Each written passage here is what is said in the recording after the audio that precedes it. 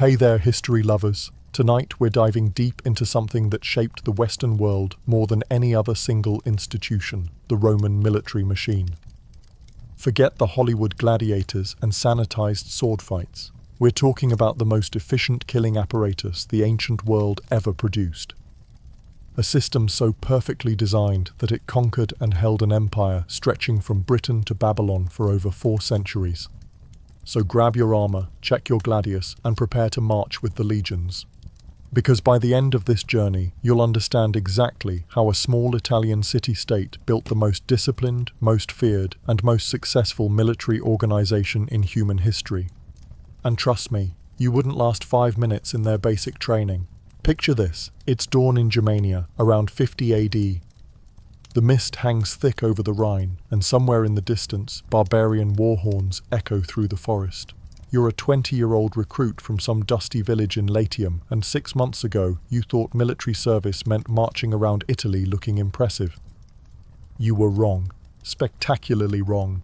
Your wake-up call isn't an alarm clock. It's a Centurion's vine staff crashing into your ribs. Up, you maggots! The barbarians don't sleep in, so neither do you. Welcome to the Roman army, where every day begins before sunrise and ends with your entire body screaming for mercy. Your bed? A thin straw mattress on a wooden frame, shared with 7 other sweating, snoring legionaries in a leather tent that's seen more campaigns than you've had hot meals. Privacy doesn't exist. Neither does comfort. The Roman military didn't build the greatest army in history by coddling its soldiers. It built it through relentless, brutal discipline that turned farm boys into killing machines. Your morning routine is efficiency incarnate. Up at the first trumpet call, usually around 4 a.m. You've got minutes to dress in your gear, and trust me, there's a lot of it. Tunic, chainmail, or segmented armor, helmet, belt with dagger, shield, javelin, sword, and a pack that weighs more than a small person. The armor alone weighs about 40 pounds. Add your weapons, tools, food rations, and personal kit, and you're carrying roughly 70 pounds of equipment everywhere you go. Modern soldiers call their packs full battle rattle. Romans just called it Tuesday. But here's the thing, you don't just carry this gear. You maintain it religiously. Your life depends on every link of mail, every leather strap, every bronze buckle. A broken piece of equipment doesn't mean a trip to the quartermaster. It means death in the next battle. And battles? They're not the glorious affairs you see in movies. They're chaos, blood, and the very real possibility that you'll die choking on your own vomit while some German tribesman stands over your body with your own sword. Your food is basic: wheat porridge, hard bread, sour wine, and whatever you can forage or buy from local merchants. Meat is a luxury reserved for special occasions or successful campaigns. You'll eat the same bland grain mush for months at a time, and you'll be grateful for it because the alternative is starving. Sleep comes when you can get it, interrupted by guard duty, night marches, and the constant threat of attack. Roman armies never truly rested. Even in permanent camps, there were fortifications to build, equipment to maintain, drills to perform, and discipline to uphold. Speaking of discipline, forget everything you think you know about military punishment. Roman discipline made medieval torture look like a spa day. Minor infractions earned you extra duties, reduction in rations, or public humiliation. Major infractions, decimation, where every 10th man in a unit was beaten to death by his own comrades. Desertion, cowardice in battle, or striking an officer meant crucifixion. Not exile, not imprisonment, not even a quick beheading. Crucifixion, hung on a cross to die slowly over days, while your former brothers in arms marched past and pretended not to hear your screams.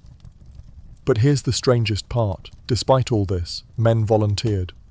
They signed up for 25 years of this hell because the alternatives were worse. Citizenship, land grants, steady pay, and the chance to retire with honor meant more than comfort ever could.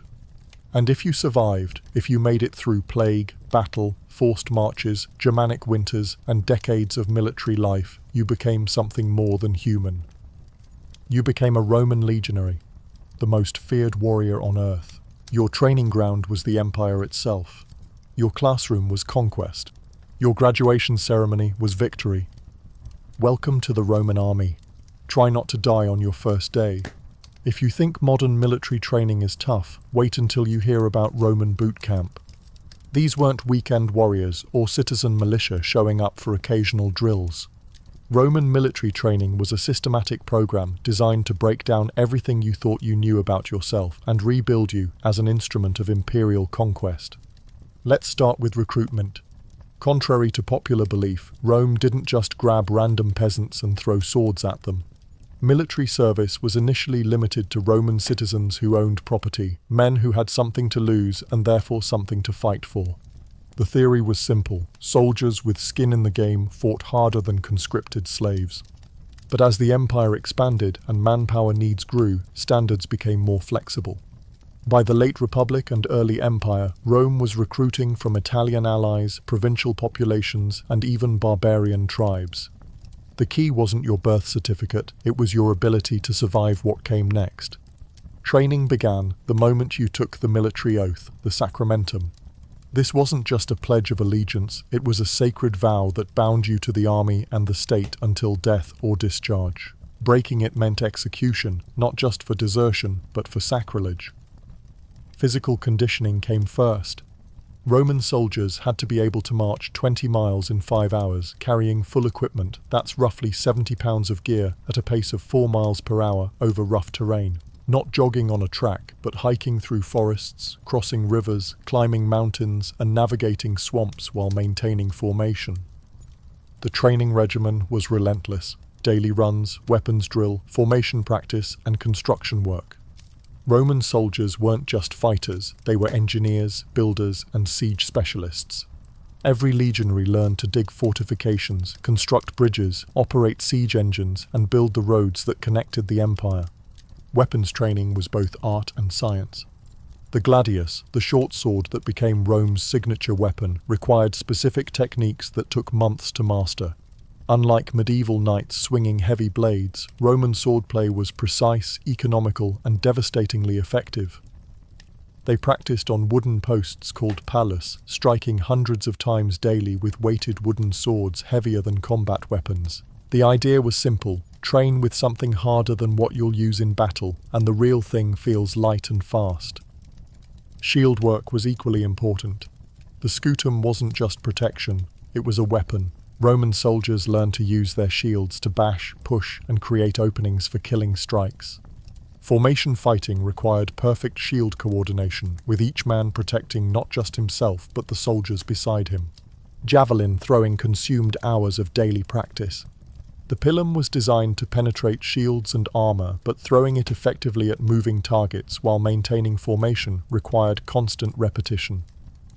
Roman legionaries could hit man-sized targets at 30 yards consistently, not occasionally, but every single time. But the real innovation was formation training. Individual combat skills meant nothing if soldiers couldn't fight as a unit. Roman military doctrine emphasized collective action over personal heroics. Hours were spent practicing the manipula system, testudo formations, and complex battlefield maneuvers.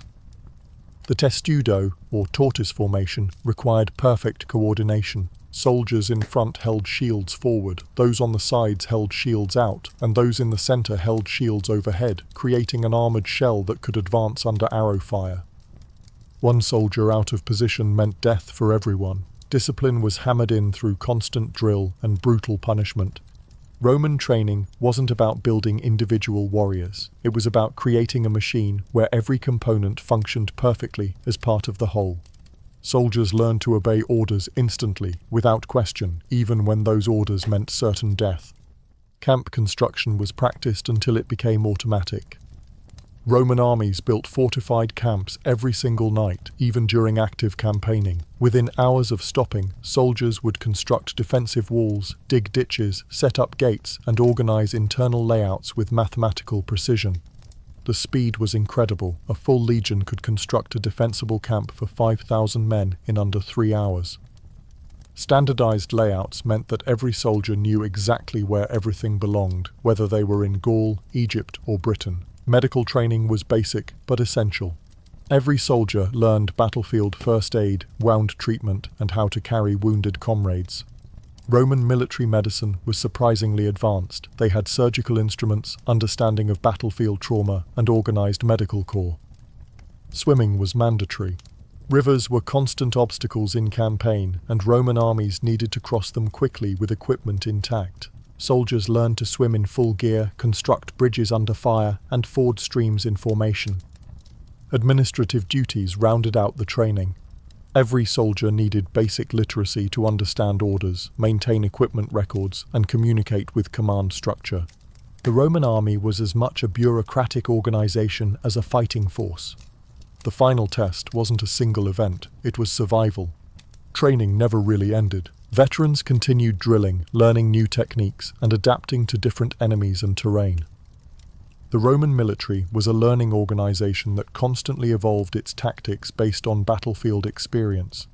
After 6 months of this hell, you weren't the same person who had taken the oath. You were faster, stronger, smarter, and deadlier than you'd ever imagined possible. But most importantly, you thought like a Roman soldier.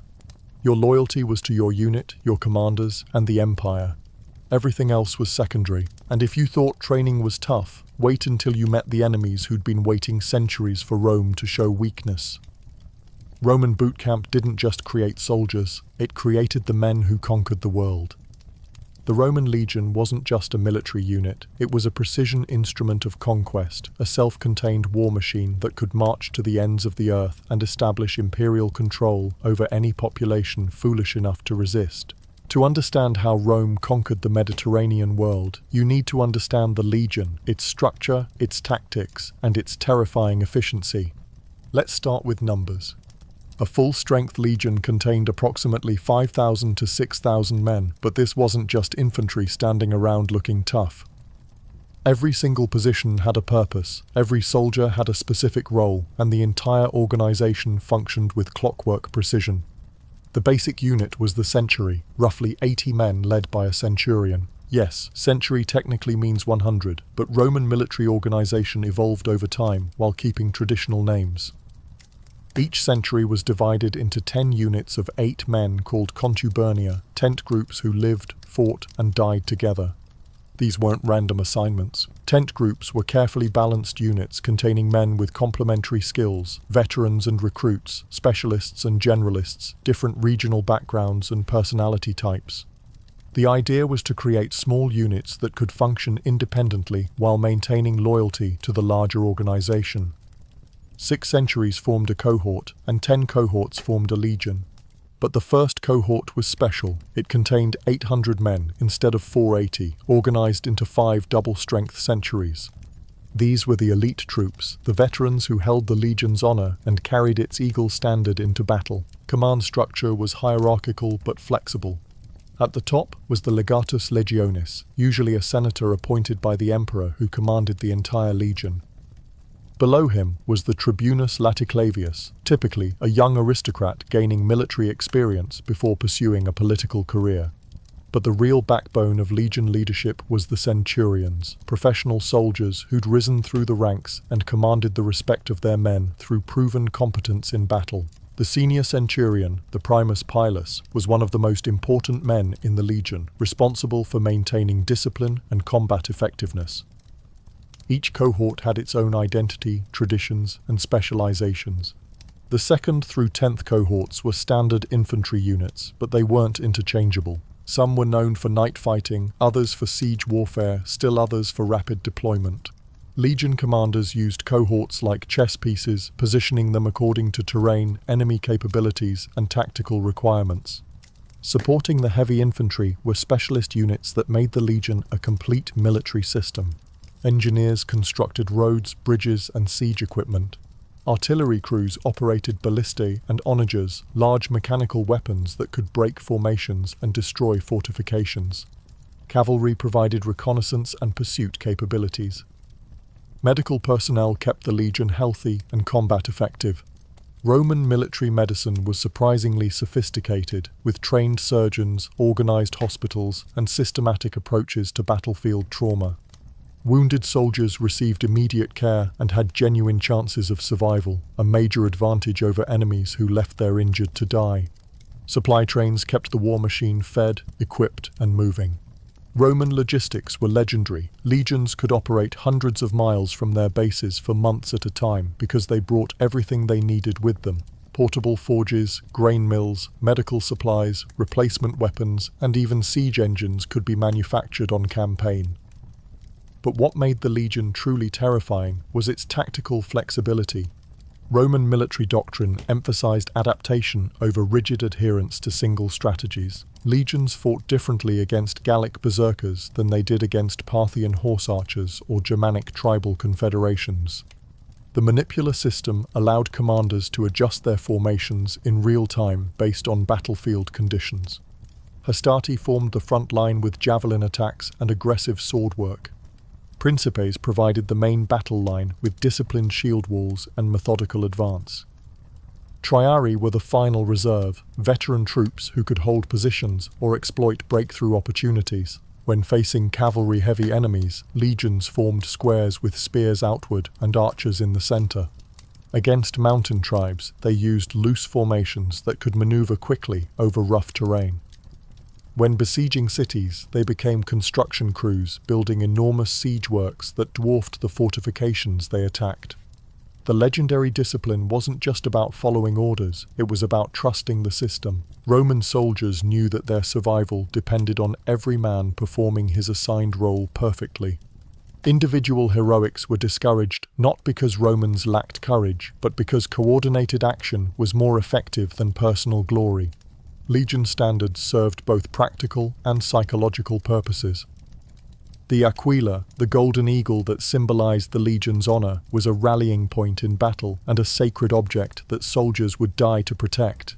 Losing your legion's eagle was the ultimate disgrace, a shame that stained entire units for generations. Each legion developed its own culture, traditions, and reputation. The 10th Legion was Caesar's favorite, known for desperate last stands and impossible victories. The 9th Hispana disappeared mysteriously in Britain, becoming the subject of legends and ghost stories. The 3rd Gallica specialized in Eastern warfare and Oriental tactics. But legions weren't just military units, they were mobile cities. When a legion established winter quarters, or permanent camps, they created miniature versions of Roman civilization. Markets, baths, temples, workshops, and entertainment facilities appeared within the protective walls. Local populations often grew around legion camps, eventually becoming permanent settlements and Roman cities. The economic impact was enormous. Legions needed supplies, paid wages to local craftsmen, hired guides and translators, and purchased goods from merchants. Military campaigns weren't just conquests, they were economic development projects that integrated conquered territories into the imperial system. This is what separated Roman legions from barbarian warbands or Greek city-state militias. They weren't just armies, they were institutions of imperial expansion, capable of projecting Roman power and values across vast distances and diverse populations. A single legion could conquer a province, hold it against rebellion, build the infrastructure to administrate it, and transform it into a productive part of the empire. They were colonizers, diplomats, engineers, and warriors, all in one organized, disciplined, terrifyingly effective package. When enemies saw the Eagle standards approaching, they weren't just facing 5,000 soldiers. They were facing the concentrated power of the Roman state, backed by centuries of military evolution and the resources of an empire that stretched across 3 continents. No wonder so many of them simply surrendered. Roman military hierarchy wasn't just about who gave orders and who followed them. It was a complex system of professional advancement, specialized roles, and carefully balanced authority that turned diverse populations into unified fighting forces. Understanding Roman ranks means understanding how the empire maintained control over millions of people with relatively small numbers of professional soldiers. Let's start at the bottom with the average legionary, the miles gregarious. These were the backbone of Roman power, professional soldiers who'd signed up for 25-year enlistments and formed the core of every military operation. But even among common soldiers, there were distinctions and specializations that affected pay, duties, and prospects for advancement. The basic infantry soldier earned 225 denarii per year during the early empire, decent money for someone from a rural background, especially considering that room, board, equipment, and medical care were provided. But deductions were made for food, gear replacement, camp followers, and burial funds. What you actually received was enough to live on, with a little left over for wine, gambling, and the occasional prostitute. Above the common legionary were the principals, soldiers with special skills or responsibilities who earned higher pay and held positions of limited authority. These included the signifer, who carried the century's standard, the cornisan, who handled battlefield communications with horn signals, and the tesserarius, who managed passwords and security arrangements. Each specialty required specific training and carried distinct responsibilities. The aquilifer, who bore the legion's eagle standard, was chosen for courage, reliability, and symbolic importance. Losing the aquila meant not just military defeat, but spiritual catastrophe. These men literally carried the soul of the legion into battle. Medical personnel formed another specialized category. The medici were trained surgeons who could perform complex operations under battlefield conditions. The capsari were combat medics who provided immediate care to wounded soldiers. Both were essential to maintaining unit effectiveness and morale. Troops fought harder, knowing they'd receive proper medical attention if injured. Artillery specialists operated the mechanical weapons that gave Roman armies advantages over most enemies. Ballistari handled the large bolt throwers that could kill men at long range or damage enemy fortifications. These required engineering knowledge, mathematical skills, and the ability to maintain complex machinery under difficult conditions. Engineers, fabri, were crucial to Roman military success. They built roads, bridges, siege equipment, and the nightly fortified camps that protected armies on campaign. Roman engineering was legendary, not just for its scale, but for its speed and durability. These men could construct defensive works that would stop enemy attacks, or build bridges that allowed legions to cross rivers under fire. Cavalry represented a separate branch with its own hierarchy. Equites, horsemen, came from wealthier backgrounds since they provided their own mounts and equipment. They served as scouts, messengers, pursuit forces, and mobile striking units. While Roman infantry was supreme in set-piece battles, cavalry was essential for reconnaissance and exploitation of victories. The real power in Roman military hierarchy resided with the centurions, professional officers who commanded centuries and enforced the discipline that made legions effective. These weren't aristocratic appointments or political positions. Centurions earned their ranks through demonstrated competence in combat, leadership ability, and loyalty to the system. There were grades of centurions reflecting their experience and importance. Junior centurions commanded regular centuries in the 2nd through 10th cohorts. Senior centurions led the double-strength centuries of the 1st cohort. At the apex was the primus pilus, the senior centurion of the legion who advised the commander and embodied decades of military wisdom. Becoming a centurion meant crossing a fundamental divide in Roman society. These men earned substantial salaries, up to 15 times the pay of a common legionary, and held positions of genuine authority over hundreds of soldiers. They were the interface between the aristocratic commanders and the enlisted ranks, responsible for translating strategic decisions into tactical reality. The symbols of centurion authority were instantly recognizable. The vine staff, vitis, was both a badge of rank and an instrument of discipline. Centurions were authorized to beat soldiers for infractions, and they did so regularly. Their distinctive helmets, armor, and equipment marked them as men who commanded respect and obedience. Above the centurions were the military tribunals, positions typically held by young aristocrats gaining experience before pursuing political careers. The senior tribune, Tribunus Laticlavius, was usually a senator's son learning military command. The 5 junior tribunes handled administrative duties and specialized functions. Command of the legion rested with the legatus legionis, typically an experienced senator appointed by the emperor for his political reliability and military competence. These men were responsible for strategic planning, relationships with local populations, and coordination with other military units and imperial administrators. But legion command was just the beginning of Roman military hierarchy. Above individual legions were the provincial governors who controlled multiple legions and administered entire regions of the empire. The most powerful military commands, like Syria, Germania, or Britain, required men of proven loyalty and exceptional ability. The emperor stood at the apex of the entire system. All military oaths were sworn to him personally, all promotions depended on his approval, and all military operations served his strategic objectives. Roman soldiers didn't fight for abstract ideals or national independence. They fought for a specific man who represented the Roman state. This hierarchy created powerful incentives for excellence and loyalty. Soldiers could advance through the ranks based on merit, courage, and service. Veterans received land grants, citizenship for their families, and respected positions in civilian society. The military offered genuine social mobility in a world where birth typically determined destiny, but the system also contained checks against military rebellion. Legions were stationed far from Rome and rarely operated together in large numbers. Command positions rotated frequently to prevent generals from building personal loyalties among their troops. Pay and benefits came from imperial coffers, not individual commanders. The result was a military hierarchy that remained stable for centuries, transforming diverse populations into unified Roman forces while preventing the army coups that had destroyed the Republic.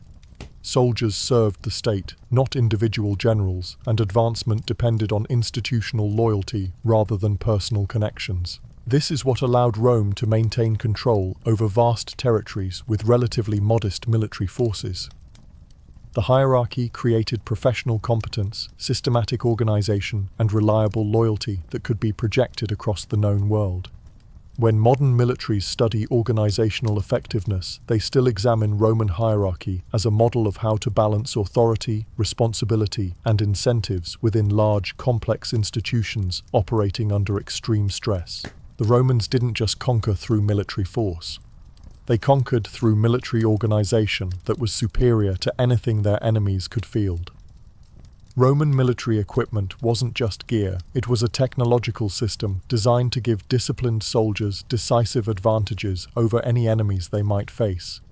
Every piece of Roman military kit had been tested in countless battles, refined through bitter experience, and optimized for the specific tactical doctrines that made legions invincible. The gladius was Rome's signature weapon, and understanding it means understanding Roman military philosophy. This wasn't the long, slashing sword of Celtic warriors or the curved blade of Eastern horsemen. The gladius was a short, double-edged stabbing weapon, perfectly designed for close-quarters combat in tight formations. The blade was typically 18 to 24 inches long, with a sharp point and cutting edges that could slice as well as thrust. But its real advantages were tactical. In shield wall combat, long swords were useless. There wasn't room to swing them effectively. The gladius allowed Roman soldiers to stab between shield gaps, under raised weapons, and around defensive positions while maintaining formation integrity. Roman sword-fighting techniques emphasized efficiency over flash. Quick, precise thrusts to vital areas, throat, armpit, groin, that could kill or disable enemies without exposing the attacker. Training focused on combinations, shield bash to create opening, followed by gladius thrust, then immediate return to defensive position. The construction was sophisticated metallurgy. Roman bladesmiths understood heat treatment, quenching, and tempering techniques that produced weapons with hard cutting edges and flexible cores that wouldn't break under stress. The best gladii were marked with maker's stamps and became family heirlooms passed down through generations. But the gladius was just one component of an integrated weapons system. The pilum, Roman javelin, was equally important and perhaps more innovative. Unlike simple spears, the pilum was an armor-piercing weapon with a soft iron shank designed to bend on impact. The tactical brilliance was diabolical. When a pilum struck an enemy shield, the shank would bend under the weight of the wooden shaft, making it impossible to remove quickly. The enemy had to either fight with a heavy, unwieldy javelin attached to his shield or abandon his primary protection.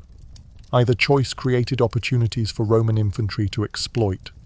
Pila came in different weights for different ranges. Light versions could be thrown 60-70 yards at the beginning of engagements.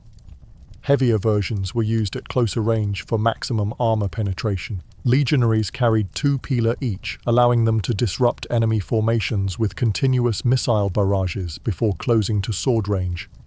The scutum, Roman shield, was perhaps the most important piece of equipment any legionary carried. This wasn't just passive protection, but an active weapon that defined Roman tactical capabilities. The classic scutum was roughly cylindrical, about 4 feet high and 5 feet wide, constructed from 3 layers of wooden strips glued at right angles for strength. The curved surface deflected impacts rather than absorbing them directly. A metal boss in the center could be used for shield bashes that could break bones or create fighting room. Iron rim reinforcement protected the edges and added weight for strikes.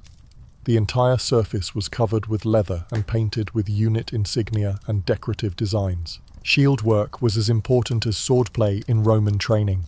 Soldiers learned to fight with shield and sword as integrated weapons, using the scutum to control enemy weapons while creating opportunities for gladius attacks. Formation fighting required perfect shield coordination, each man protecting not just himself but the soldiers beside him. Roman armor evolved significantly over the centuries, reflecting both technological advances and changing tactical requirements.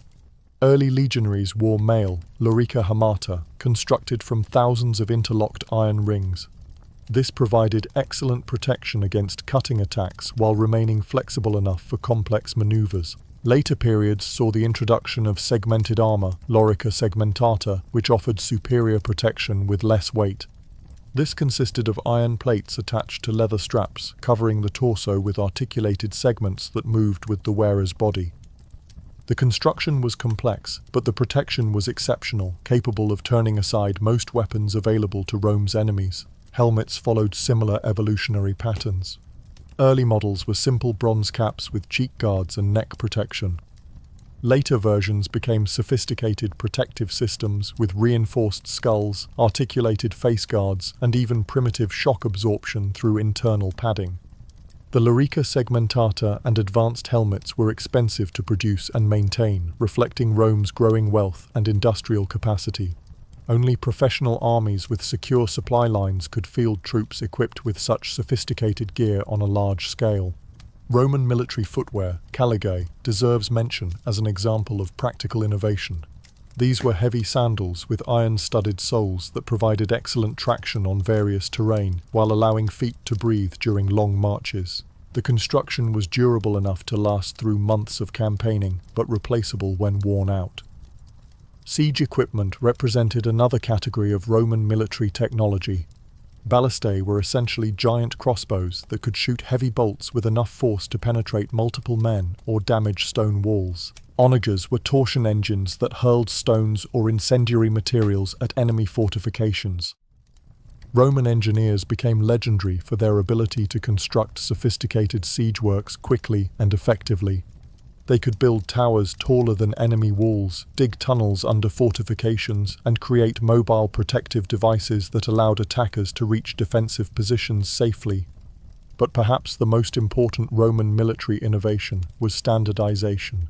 Unlike their enemies, who relied on individually crafted weapons and armor, Romans developed mass production techniques that could equip entire armies with identical, interchangeable equipment. This had enormous logistical advantages. Replacement parts could be manufactured at central locations and distributed throughout the empire. Damaged equipment could be repaired using standardized components. Training could focus on specific techniques rather than adapting to individual weapon variations. The economic implications were equally significant.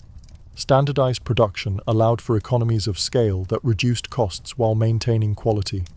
Imperial armories could stockpile equipment for multiple legions, ensuring that military expansion wasn't limited by manufacturing capacity.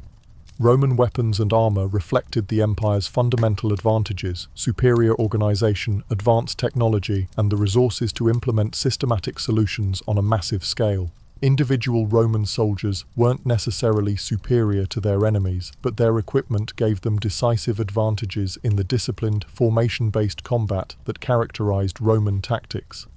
When modern archaeologists examine Roman military sites, they find evidence of this technological sophistication everywhere.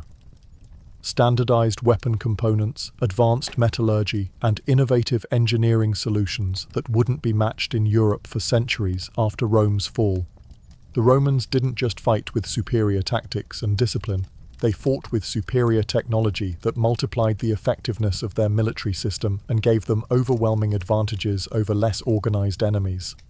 This is what Roman steel meant, not just sharp weapons, but an entire technological system designed for conquest. Roman legions weren't just armies, they were mobile construction crews capable of building infrastructure projects that transformed landscapes and established imperial control over conquered territories. The engineering capabilities of Roman military forces were as important to imperial expansion as their battlefield tactics, and understanding Roman military engineering means understanding how an Italian city-state conquered and administered an empire spanning 3 continents. Every Roman soldier was a construction worker, trained to use entrenching tools, survey equipment, and carpentry implements as expertly as weapons. This wasn't secondary training or specialized knowledge limited to engineer corps. It was basic legionary competence that every man in the ranks was expected to master. The most visible example of Roman military engineering was castrametation, the art of constructing fortified camps. Roman armies built defensive positions every single night, regardless of weather, terrain, or proximity to enemies. This wasn't paranoia, but systematic doctrine based on centuries of military experience. A typical Roman marching camp for a single legion could be constructed in under 3 hours by 5,000 men working with practiced efficiency. The process was standardized to mathematical precision, with predetermined layouts that remained consistent whether the legion was in Gaul, Britain, Egypt, or Germania. First came the surveying. Military engineers, mensors, would identify suitable ground and lay out the camp boundaries using specialized instruments. The camp was always rectangular, with standardized dimensions based on the number of troops to be accommodated. Gates were positioned at cardinal directions with the Principia, headquarters, at the center. Construction began with digging the defensive perimeter. Roman soldiers carried entrenching tools, dolabra, that combined pick, axe, and hoe functions in single implements. The defensive system consisted of a ditch, fossa, outside the camp, and a rampart, vallum, constructed from the excavated earth. The ditch was typically 9 feet wide and 7 feet deep, with steep sides that made scaling difficult. Sharp stakes, sudes, were planted in the bottom to impale attackers. The rampart rose 6 to 8 feet above ground level, topped with a wooden palisade made from stakes that every soldier carried as part of his standard kit. 4 gates provided controlled access, each protected by additional earthworks and positioned to avoid straight-line approaches. Guard towers flanked the gates and were spaced along the walls at intervals that allowed defending troops to cover all approaches with missile fire. Internal organization followed strict patterns. Streets were laid out in grid systems, with the Principia at the intersection of the main thoroughfares. Officer quarters, shrines, and administrative buildings occupied the central area. Troop accommodations were arranged in standardized blocks with predetermined spacing for fire safety and disease control. Essential facilities were integrated into every camp design. Latrines were positioned downwind and connected to drainage systems that carried waste away from living areas. Wells provided clean water, often supplemented by aqueduct systems for larger installations. Granaries, armories, and workshops ensured self-sufficiency during extended operations. But Roman military engineering extended far beyond temporary camps. Permanent fortifications, castra stativa, became centers of Roman administration and eventually grew into cities. These installations demonstrated sophisticated understanding of defensive architecture, urban planning, and logistical systems. Hadrian's Wall in northern Britain exemplifies Roman military engineering at its most ambitious. This fortification stretched 73 miles across the island, incorporating natural terrain features into an integrated defensive system that controlled movement between Roman Britain and unconquered Scotland. The wall itself was 15-20 feet high and 8 to 10 feet wide, constructed from dressed stone in the eastern sections and turf with timber palisades in the western portions. Mile castles provided garrisoned strongpoints at regular intervals, connected by smaller fortlets that housed patrol troops and signal stations. Major forts housed auxiliary units responsible for wall defense. These installations were complete military communities with barracks, headquarters buildings, hospitals, baths, and civilian settlements. The wall required approximately 9,000 soldiers for full manning, representing a major commitment of imperial military resources. but Hadrian's Wall was just one example of Roman frontier engineering. The Rhine frontier incorporated river defences, fortified bridges, and support infrastructure that controlled access to the empire while facilitating trade and communication. Similar systems protected the Danube frontier, the eastern borders with Parthia, and the desert frontiers in North Africa. Roman military roads were another engineering marvel that directly supported military operations. These weren't simple dirt tracks, but sophisticated transportation networks designed to move troops, supplies, and information quickly across vast distances. The construction was standardized and durable. Roadbeds were excavated and filled with carefully graded layers of stone, gravel, and sand.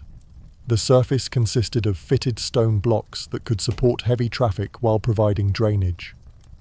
Bridges carried roads across rivers, valleys, and difficult terrain with engineering techniques that remained unsurpassed for centuries. Military purposes drove road construction priorities. Routes connected major military bases, provided rapid communication between frontier zones and imperial centers, and allowed for quick deployment of reinforcements during emergencies. But the economic benefits were enormous. Roman roads became the arteries of imperial commerce and administration. Siege engineering represented another dimension of Roman military construction capabilities. When enemies retreated behind fortifications, Roman armies could construct elaborate siege works that negated defensive advantages and forced surrender through systematic investment.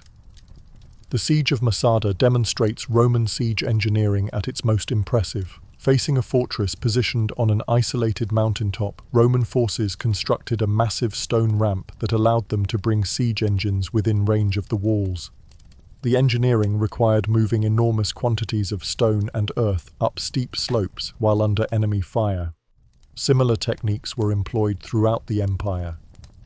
Roman armies could build siege towers taller than enemy walls, dig tunnels under fortifications, construct massive earthworks that dominated defensive positions, and create integrated siege systems that made enemy surrender inevitable. Aqueduct construction often had military purposes as well as civilian benefits.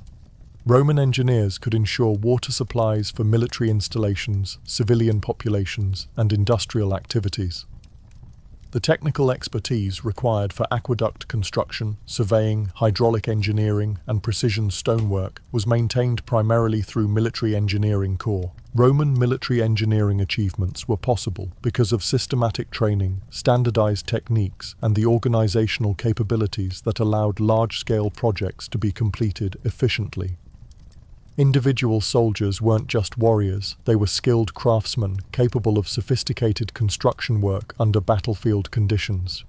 The tools carried by every legionary reflected this dual role. In addition to weapons and armor, each soldier carried a delabra, entrenching tool, a saw, a basket for moving earth, rope, and surveying equipment.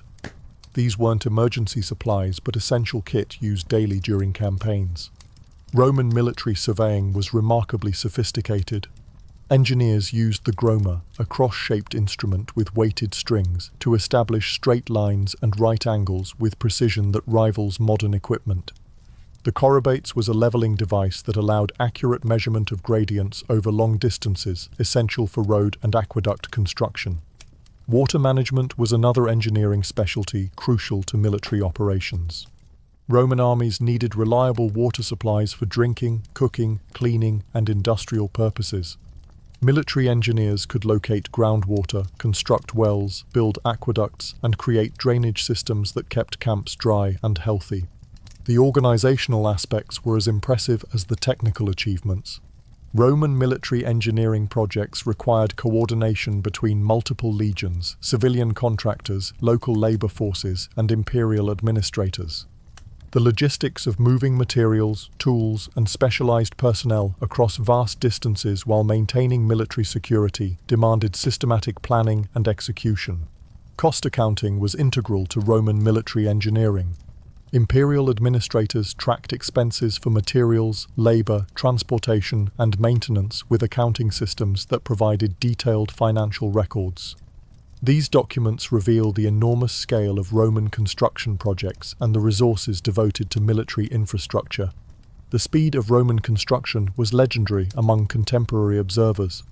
Julius Caesar's army built a bridge across the Rhine in just 10 days, a feat that modern engineers consider remarkable even with contemporary equipment. This speed resulted from standardized techniques, prefabricated components, and experienced work crews who had practiced identical procedures countless times. Roman military engineering left permanent marks on the landscape that remain visible today. Roads, aqueducts, fortifications, and urban layouts constructed by Roman legions became the foundation for European civilization. Many modern cities began as Roman military camps, retaining grid street patterns and central forums that originated as parade grounds. The engineering legacy extended beyond physical construction to institutional knowledge. Roman military manuals preserved technical information that influenced European building practices for centuries.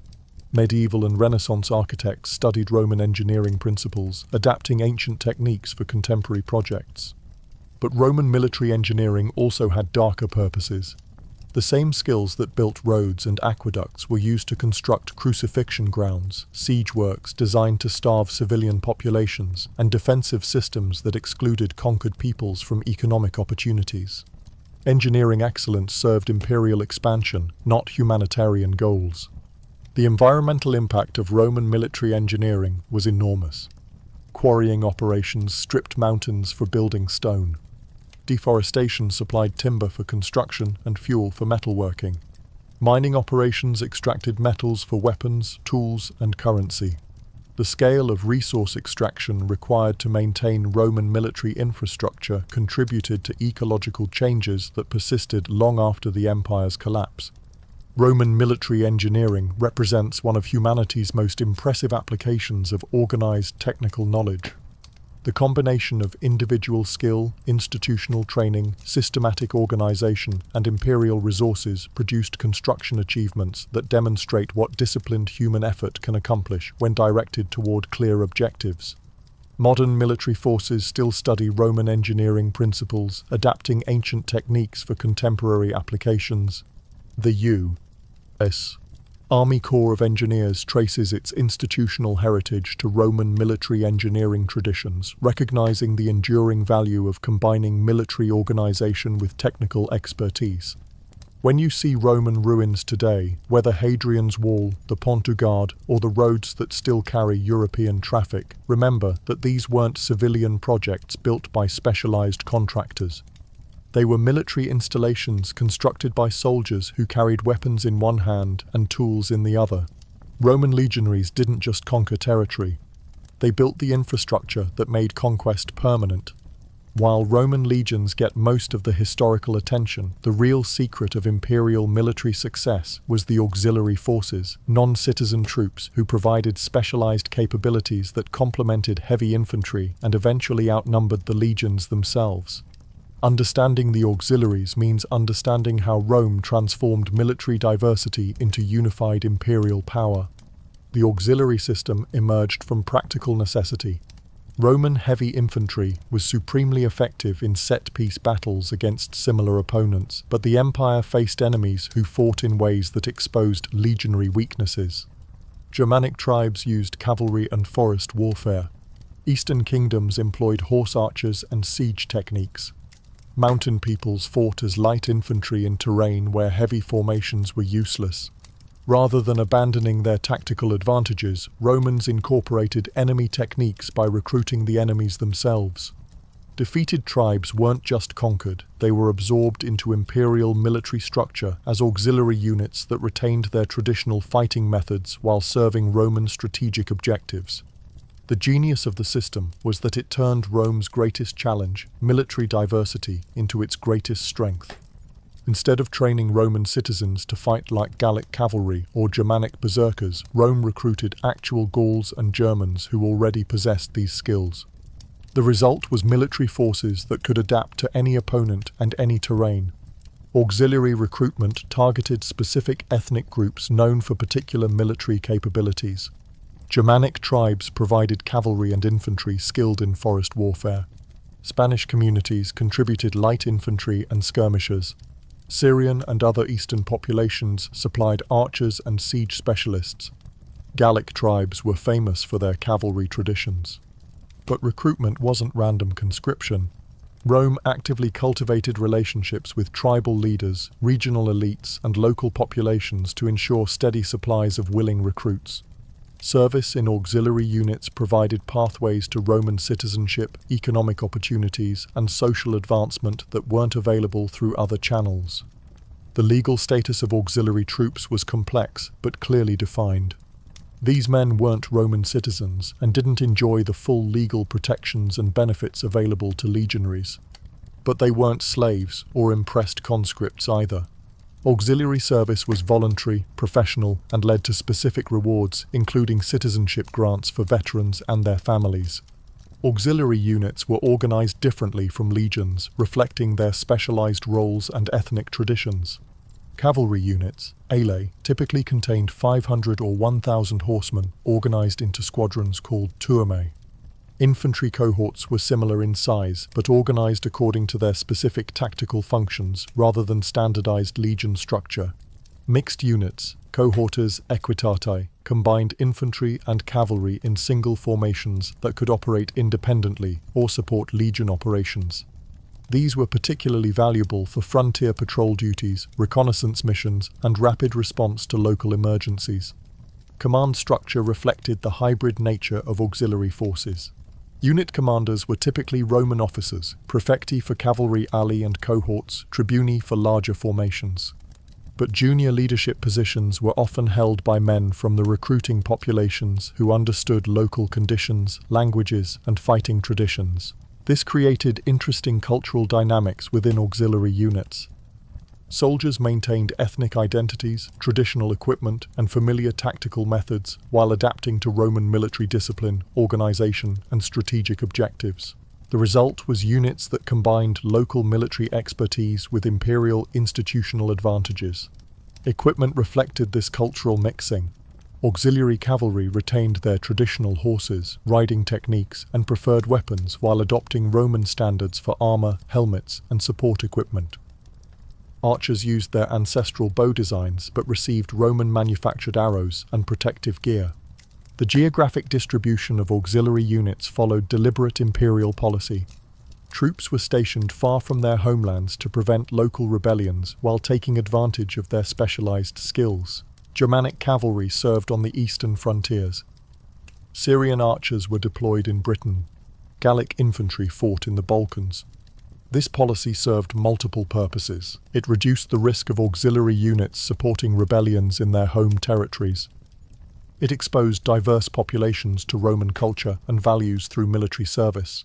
And it created military forces with intimate knowledge of terrain and enemies in their assigned regions. Training standards for auxiliaries were lower than legionary requirements, but still substantial.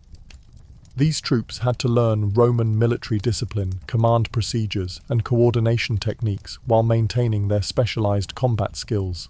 The integration process typically took several years of combined training and operational experience. Pay scales reflected the auxiliary position within imperial hierarchy. These troops earned less than legionaries, but more than civilian workers in their home communities. Regular pay, equipment provision, medical care, and retirement benefits made military service attractive compared to available alternatives. The citizenship reward was perhaps the most important incentive for auxiliary service. After 25 years of military service, auxiliary veterans received Roman citizenship for themselves and their families. This represented enormous social advancement and opened opportunities that would otherwise remain permanently closed. Auxiliary retirement benefits included land grants in military colonies established throughout the empire. These communities became centers of Romanization, where veteran families maintained Roman customs, laws, and loyalties while integrating with local populations. The colonies served as both rewards for military service and instruments of imperial cultural expansion. The military effectiveness of auxiliary forces was demonstrated repeatedly throughout imperial history. German auxiliary cavalry was crucial to Roman victories against Gallic rebellions. British auxiliary infantry proved essential in Germanic campaigns. Eastern auxiliary archers provided decisive advantages against Parthian military forces. But auxiliary loyalty wasn't automatic or permanent. These units occasionally rebelled against Roman authority, especially when commanded by incompetent or abusive officers. The Batavian Rebellion of 69–70 AD involved auxiliary troops who had become discontented with Roman treatment and saw opportunities for independence during imperial civil wars. Such rebellions were suppressed ruthlessly, but they also led to policy adjustments that improved auxiliary treatment and reduced incentives for disloyalty. Roman administration was pragmatic enough to modify systems that created unnecessary problems while maintaining essential imperial controls. The auxiliary system expanded dramatically during the imperial period. By the 2nd century AD, auxiliary forces outnumbered legionaries and provided the majority of Roman military manpower. This reflected both the military effectiveness of the system and the empire's growing need for specialized troops capable of frontier patrol duties. Regional variations in auxiliary organization reflected local conditions and military requirements. Frontier provinces with active barbarian threats maintained larger cavalry forces for patrol and rapid response. Eastern provinces facing Parthian armies concentrated on archery and siege capabilities. Britain's unique geography required specialized amphibious and mountain warfare units. The cultural impact of the auxiliary system was profound. Military service exposed diverse populations to Roman language, customs, legal systems, and urban civilization. Veterans returned to their communities with Roman perspectives, connections, and resources that facilitated imperial integration. Auxiliary units also served as laboratories for military innovation. New weapons, tactics, and organizational methods were often tested in auxiliary formations before adoption by legions. This kept Roman military doctrine flexible and responsive to changing strategic challenges. The auxiliary system demonstrates Roman genius for transforming potential weaknesses into institutional strengths. Rather than viewing military diversity as a problem to be eliminated, Rome created systems that channeled diversity toward imperial objectives while providing pathways for advancement and integration. When modern militaries study coalition warfare and military cultural integration, they examine Roman auxiliary organization as a model for how diverse forces can be combined into effective unified commands. The challenges remain fundamentally similar: how to maintain unit cohesion while preserving specialized capabilities, how to balance local autonomy with central control, and how to create loyalty that transcends ethnic and cultural divisions. The Roman auxiliary system wasn't perfect, but it was remarkably successful for centuries. It allowed a relatively small Italian population to control an empire that included hundreds of different ethnic groups, languages, and military traditions. The auxiliaries weren't just Rome's foreign legion.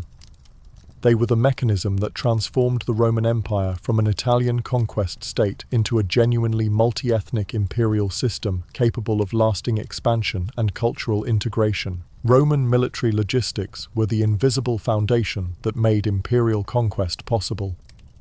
While historians focus on battles, tactics, and commanders, the real miracle of Roman military success was their ability to keep hundreds of thousands of soldiers fed, equipped, healthy, and combat-ready across vast distances for decades at a time. Understanding Roman logistics means understanding how an ancient civilization solved supply problems that challenge modern militaries. The scale of Roman military logistics was staggering. A single legion required approximately 2,000 tons of supplies per month: grain, meat, wine, oil, salt, weapons, armor, tools, medical supplies, and countless other necessities. Multiply that by 28–30 legions plus auxiliary forces, and you're looking at supply requirements that dwarfed the economic output of most contemporary civilizations. The foundation of Roman military supply was grain, wheat, barley, and other cereals that provided the caloric foundation for military operations. Roman soldiers consumed approximately 3 pounds of grain daily, processed into bread, porridge, or biscuit depending on circumstances and available facilities. Grain logistics required systematic planning that began years before military campaigns. Imperial administrators identified supply sources, negotiated contracts with producers, arranged transportation, and established storage facilities along projected campaign routes. The complexity rivaled modern corporations managing global supply chains. Transportation was the critical bottleneck. Grain is bulky, heavy, and perishable under poor storage conditions. Moving it overland by cart was expensive and slow. A wagon could carry perhaps 1,000 pounds of grain, but required multiple oxen, drivers, guards, and fodder for the animals. The effective range for wagon transport was roughly 100 miles before costs became prohibitive. Water transport was far more efficient. Roman ships could carry 100–200 tons of cargo, with smaller crews and lower operating costs. This made coastal and river campaigns much easier to supply than inland operations. Egypt's grain shipments to Rome demonstrate the scale. Annual shipments of 150,000 tons transported across the Mediterranean by merchant fleets under military protection. Rivers were crucial for interior campaigns. The Rhine, Danube, and other major waterways became supply arteries that allowed Roman armies to operate hundreds of miles from their bases. River fleets of specialized vessels carried bulk supplies while protecting transport routes against enemy interference. But Roman logistics extended far beyond moving grain. Military operations required metals for weapons and tools, leather for armor and equipment, textiles for clothing and tent materials, wood for construction and fuel, oil for cooking and lighting, wine for morale and medical purposes, and salt for food preservation. Each commodity presented unique logistical challenges. Metal supplies required mining operations, smelting facilities, transportation networks, and skilled craftsmen who could produce finished goods. Leather processing needed large-scale slaughter operations, tanning facilities that used enormous quantities of bark and other materials, and distribution systems for finished products. The Roman military-industrial complex was enormous. Imperial armories, shipyards, textile workshops, and other facilities employed hundreds of thousands of civilians who produced military supplies. These installations were strategically located to take advantage of raw materials, transportation networks, and labor supplies while remaining secure from enemy attack. Standardization was crucial to logistical efficiency. Roman military equipment was manufactured to consistent specifications that allowed parts interchangeability, simplified maintenance procedures, and reduced training requirements. A soldier could receive replacement gear from any supply depot and expect it to fit and function properly. Medical supplies represented another logistical category essential to military effectiveness. Roman armies carried surgical instruments, pharmaceutical preparations, bandages, splints, and other medical equipment necessary to treat battlefield casualties and campaign diseases. Military hospitals were established at major bases with supplies and personnel to handle large numbers of wounded. The organization required to manage these supply chains was incredibly sophisticated. Imperial bureaucracies tracked inventory levels, monitored consumption rates, projected future requirements, and coordinated procurement across multiple provinces and suppliers. The paperwork alone required armies of clerks, accountants, and administrators. Local procurement was essential for campaign operations. Roman armies couldn't carry enough supplies for extended operations, so they relied on purchasing or requisitioning materials from local populations. This required advanced intelligence about local production capabilities, market conditions, and political relationships. Foraging, systematic collection of supplies from the countryside, was a standard military activity that required careful organization to avoid alienating local populations unnecessarily. Roman foraging parties operated under strict rules about what could be taken, how payments should be made, and how to minimize disruption to civilian communities. But foraging could also be used as a weapon. Deliberate devastation of enemy territories, burning crops, destroying food stores, poisoning wells, was standard practice designed to deny resources to enemy forces while forcing civilian populations to submit to Roman authority. Supply security was a constant concern. Enemy forces routinely targeted Roman supply trains as easier targets than fortified armies. Protecting supply lines required significant military forces, intelligence networks, and diplomatic relationships with local populations who could provide early warning of hostile activities. The economic impact of Roman military logistics was enormous. Military procurement represented a significant portion of imperial government expenditure and drove economic development in regions that supplied military forces. Communities near major military bases became centers of commerce, manufacturing, and financial services. currency systems were closely linked to military logistics. Roman military pay was standardized across the empire and paid in silver denarii that could be used for local purchases.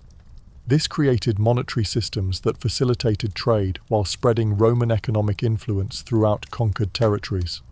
Veteran settlements were another aspect of military logistics with long-term imperial significance. Retired soldiers received land grants in military colonies established in strategic locations throughout the empire. These communities became self-sufficient agricultural centers that could support future military operations while spreading Roman culture and loyalty. The psychological aspects of logistics were as important as the material components. Well-supplied troops fought harder and remained loyal longer than soldiers who felt abandoned by their commanders. Regular pay, adequate food, proper equipment, and medical care were essential for maintaining military morale and discipline. Roman logistics also included non-material supplies essential to military effectiveness. Religious services, entertainment, mail delivery, and other morale factors were systematically provided to maintain unit cohesion and fighting spirit. Military camps included temples, theaters, and other facilities that provided psychological support for troops far from home. The intelligence networks required to support military logistics were extensive. Roman commanders needed detailed information about enemy capabilities, local conditions, political situations, weather patterns, and countless other factors that affected supply planning. This information was collected through diplomatic contacts, merchant networks, and specialized intelligence services. Failure of military logistics was usually fatal to campaign success. Roman military disasters, from Crassus in Parthia to Varus in Germania, often resulted from supply failures rather than tactical defeats. Armies that couldn't maintain their supply lines were forced to retreat, surrender, or face destruction through starvation and disease. The Roman military logistics system was one of humanity's most impressive organizational achievements. It demonstrated what systematic planning, institutional discipline, and imperial resources could accomplish when directed toward clear objectives. The scale, complexity, and effectiveness of Roman supply operations wouldn't be matched again until the industrial age. Modern militaries still study Roman logistics as examples of how to support large-scale operations across vast distances with limited transportation technology. The fundamental challenges remain similar: how to balance local procurement with centralized supply, how to maintain security while ensuring efficiency, and how to adapt rigid systems to fluid operational requirements. Roman military success wasn't just about superior tactics or better equipment. It was about superior logistics that could sustain military operations longer and more effectively than any enemy force could match. The Romans didn't just conquer through military force. They conquered through military organization that included supply chains capable of projecting imperial power to the ends of the known world. Roman military intelligence and communication systems were the nervous system of imperial power, networks of information gathering, processing, and distribution that allowed commanders to make informed decisions and coordinate operations across vast distances. Understanding Roman intelligence operations means understanding how an ancient civilization created information superiority that was as important as battlefield tactics. The Roman approach to military intelligence was systematic and multi-layered. Information came from multiple sources using different collection methods, was processed by specialized personnel, and was distributed through established channels to commanders who needed it for operational planning. This wasn't casual intelligence gathering, but organized espionage that provided strategic advantages over less sophisticated enemies. Diplomatic intelligence was the foundation of Roman information networks.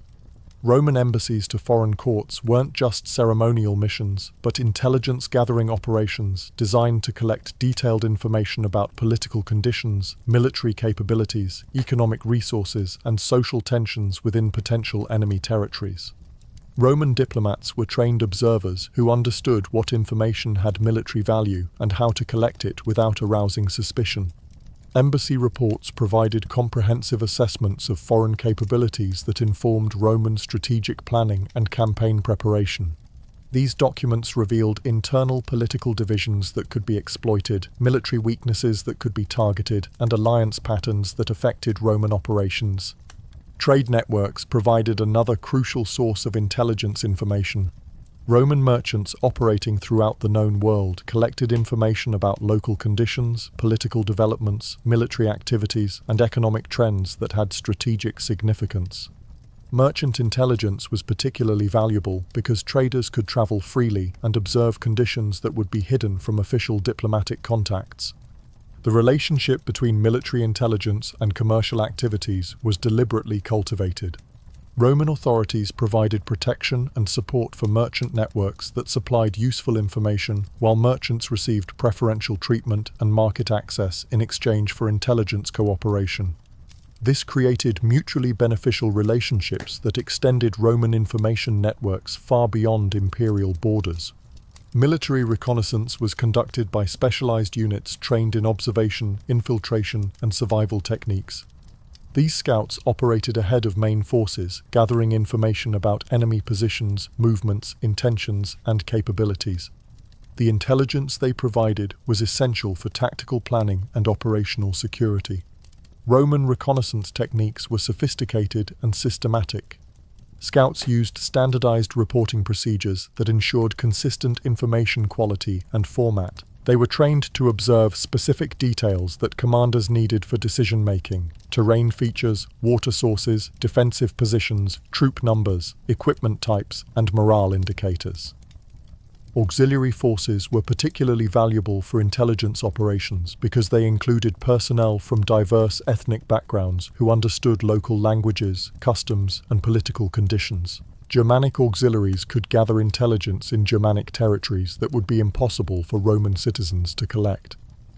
Similar advantages applied to other ethnic groups serving in auxiliary units. Espionage operations involved the recruitment and management of local agents who could provide information about enemy activities from within hostile territories. Roman intelligence services cultivated relationships with tribal leaders, court officials, military officers, and other individuals who had access to sensitive information and motives for cooperation with Roman interests. Agent recruitment techniques exploited political divisions, personal ambitions, financial pressures, and ideological sympathies that made individuals willing to betray their own societies for Roman benefits.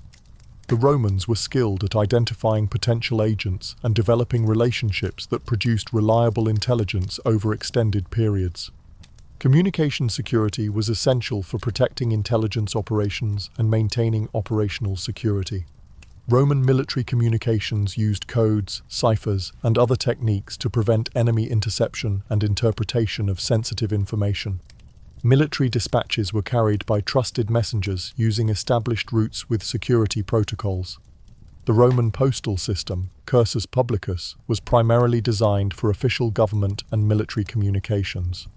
This network of roads, way stations, and messenger services could deliver urgent messages across the empire in days rather than weeks. The speed and reliability of Roman communications provided significant advantages for coordinating military operations and responding to developing situations. Signal systems provided rapid tactical communications during military operations.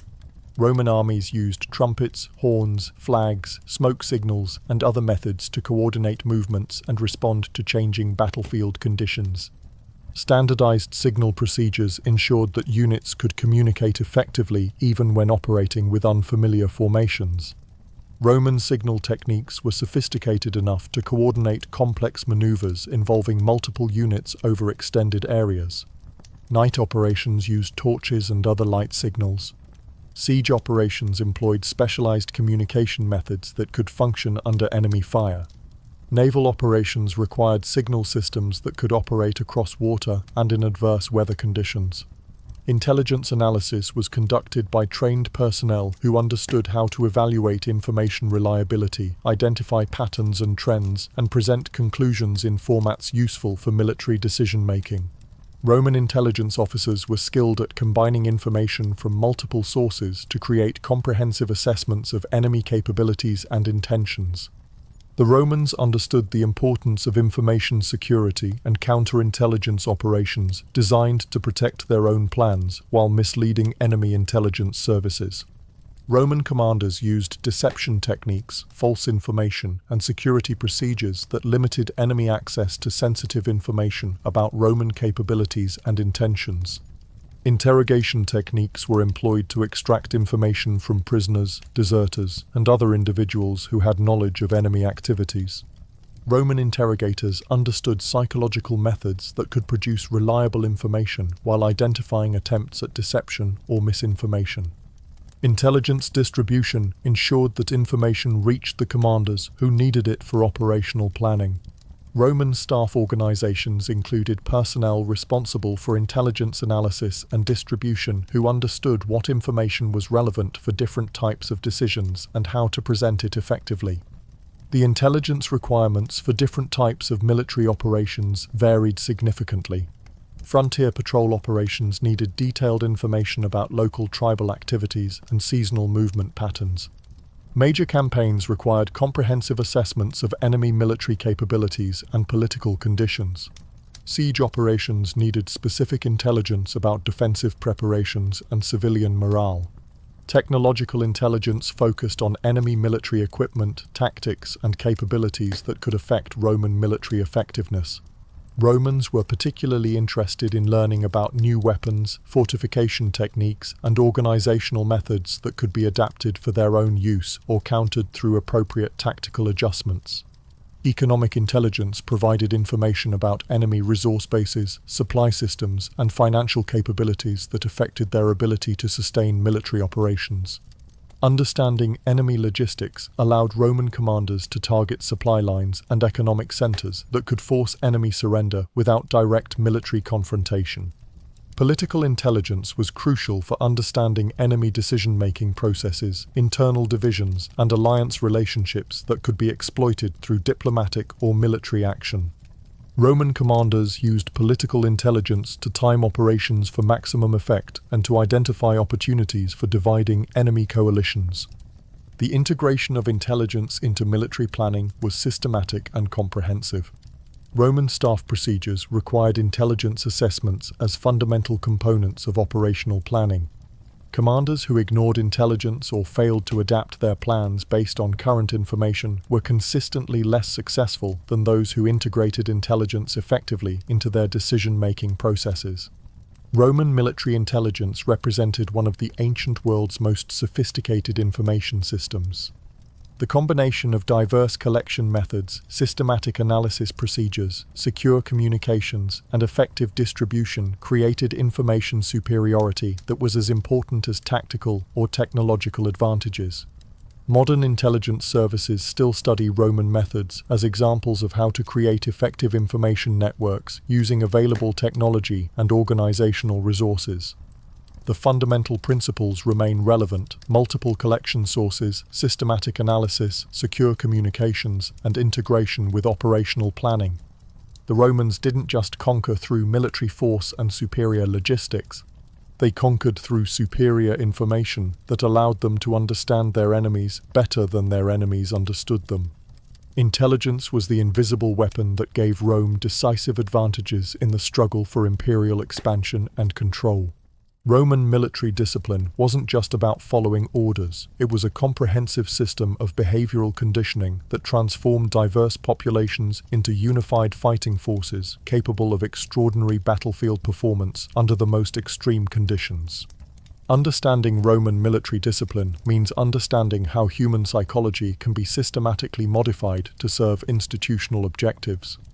The foundation of Roman military discipline was the military oath, sacramentum, that every soldier swore upon enlistment. This wasn't a simple promise, but a sacred vow that bound the soldier to the army, the commanders, and the emperor until death or honorable discharge. Breaking the oath was considered not just military misconduct, but religious sacrilege punishable by death. The psychological impact of the oath was carefully designed to override civilian loyalties and personal interests. Soldiers swore to obey orders without question, to fight until victory or death, and to place military duty above all other considerations, including family relationships and personal safety.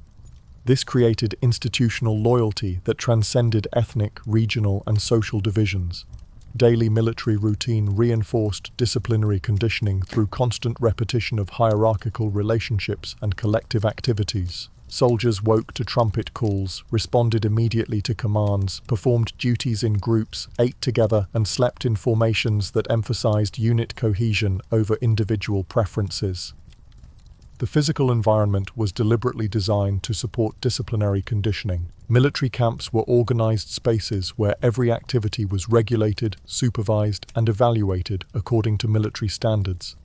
Privacy was eliminated, personal possessions were minimized, and individual identity was subsumed into collective military identity. Punishment systems were public, severe, and designed to reinforce behavioral expectations throughout the entire military community. Minor infractions resulted in extra duties, reduced rations, or public humiliation that reminded all soldiers of the consequences of military misconduct. Major violations were punished with flogging, discharge, or execution. Decimation represented the ultimate expression of Roman military discipline, the execution of every 10th man in units that had shown cowardice or disobedience. The psychological impact was devastating because soldiers were required to execute their own comrades, creating collective responsibility for unit behavior and making individual misconduct a threat to everyone's survival. But Roman discipline wasn't maintained through fear alone. The system included positive reinforcements that rewarded exceptional performance and created incentives for military excellence. Decorations, promotions, bonus payments, and public recognition provided pathways for advancement that motivated soldiers to exceed minimum standards. Military decorations were particularly important for maintaining morale and encouraging battlefield courage. Awards like the Corona Civica, awarded for saving the life of a Roman citizen in battle, or the Corona Valoris, for first man over enemy ramparts, provided social recognition that lasted throughout a soldier's life and enhanced his status in civilian society.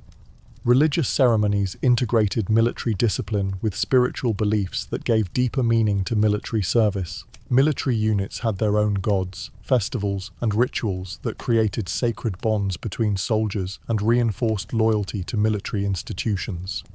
The Legion's Eagle Standard was treated as a divine object that embodied the unit's honor and spiritual essence.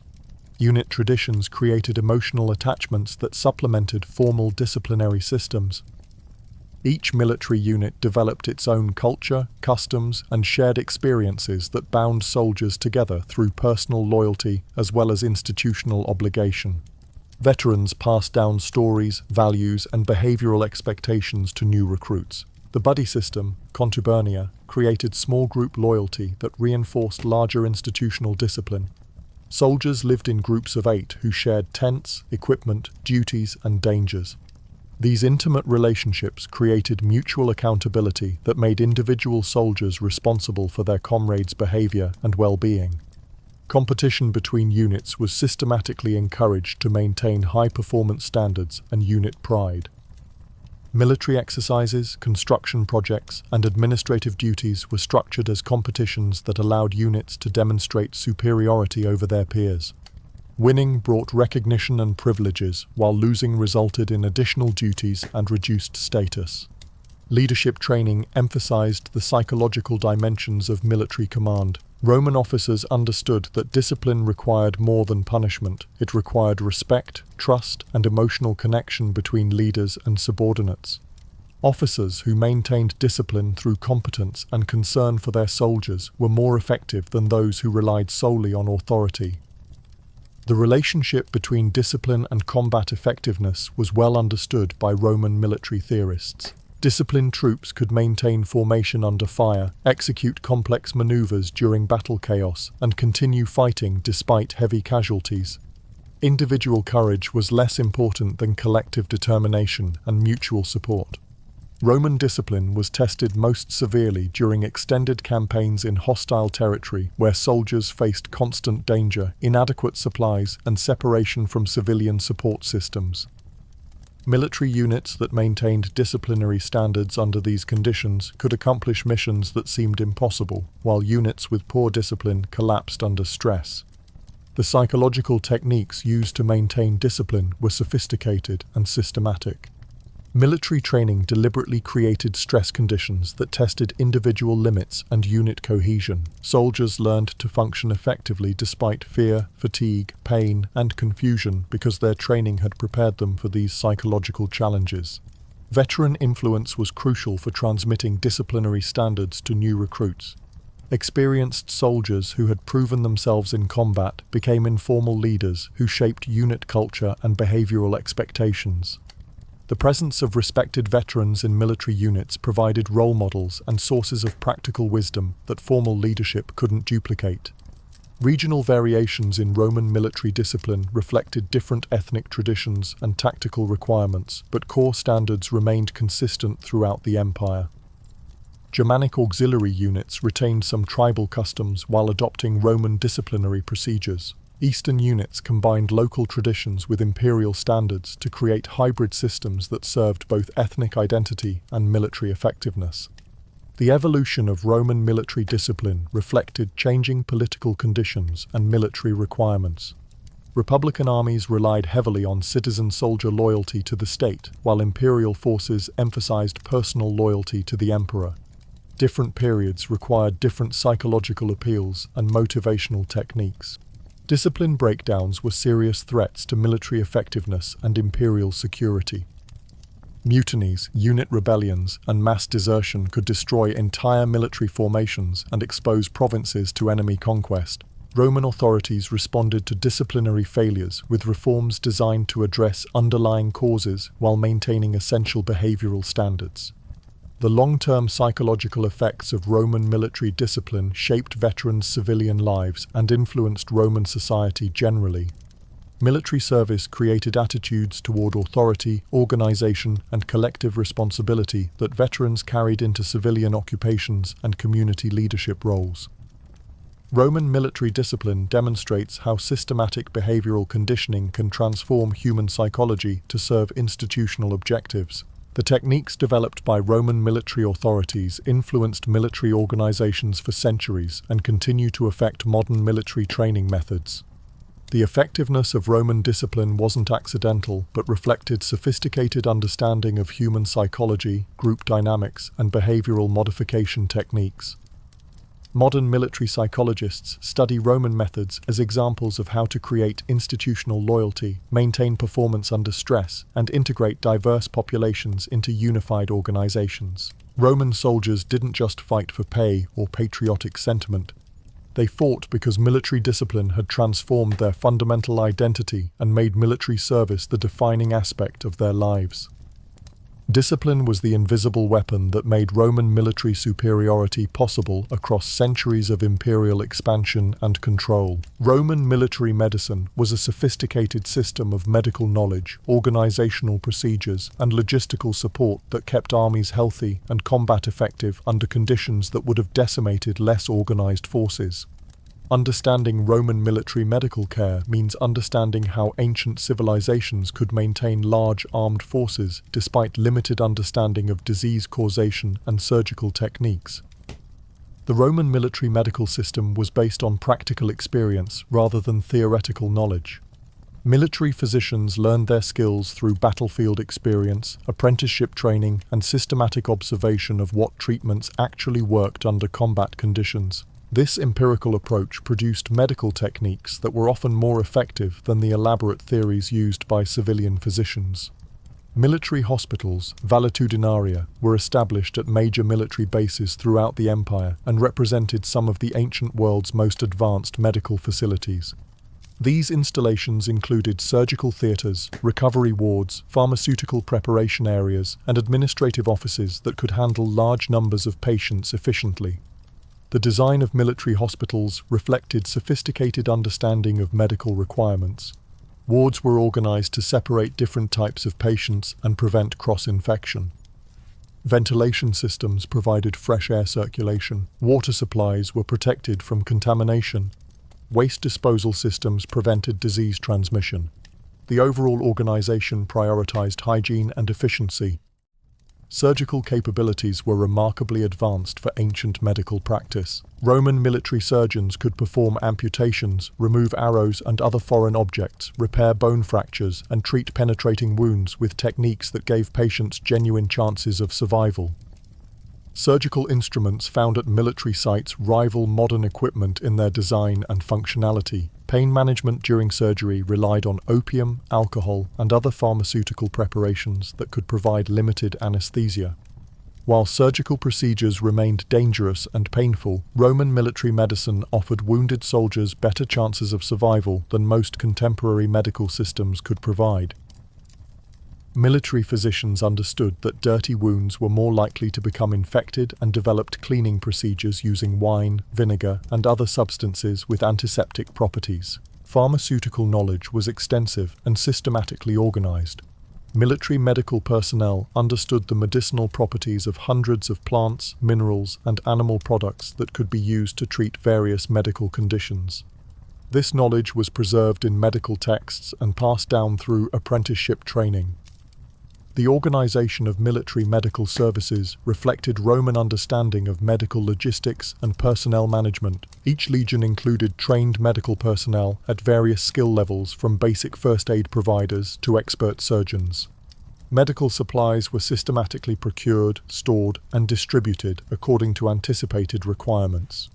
Field medicine procedures allowed medical personnel to treat wounded soldiers during active combat operations.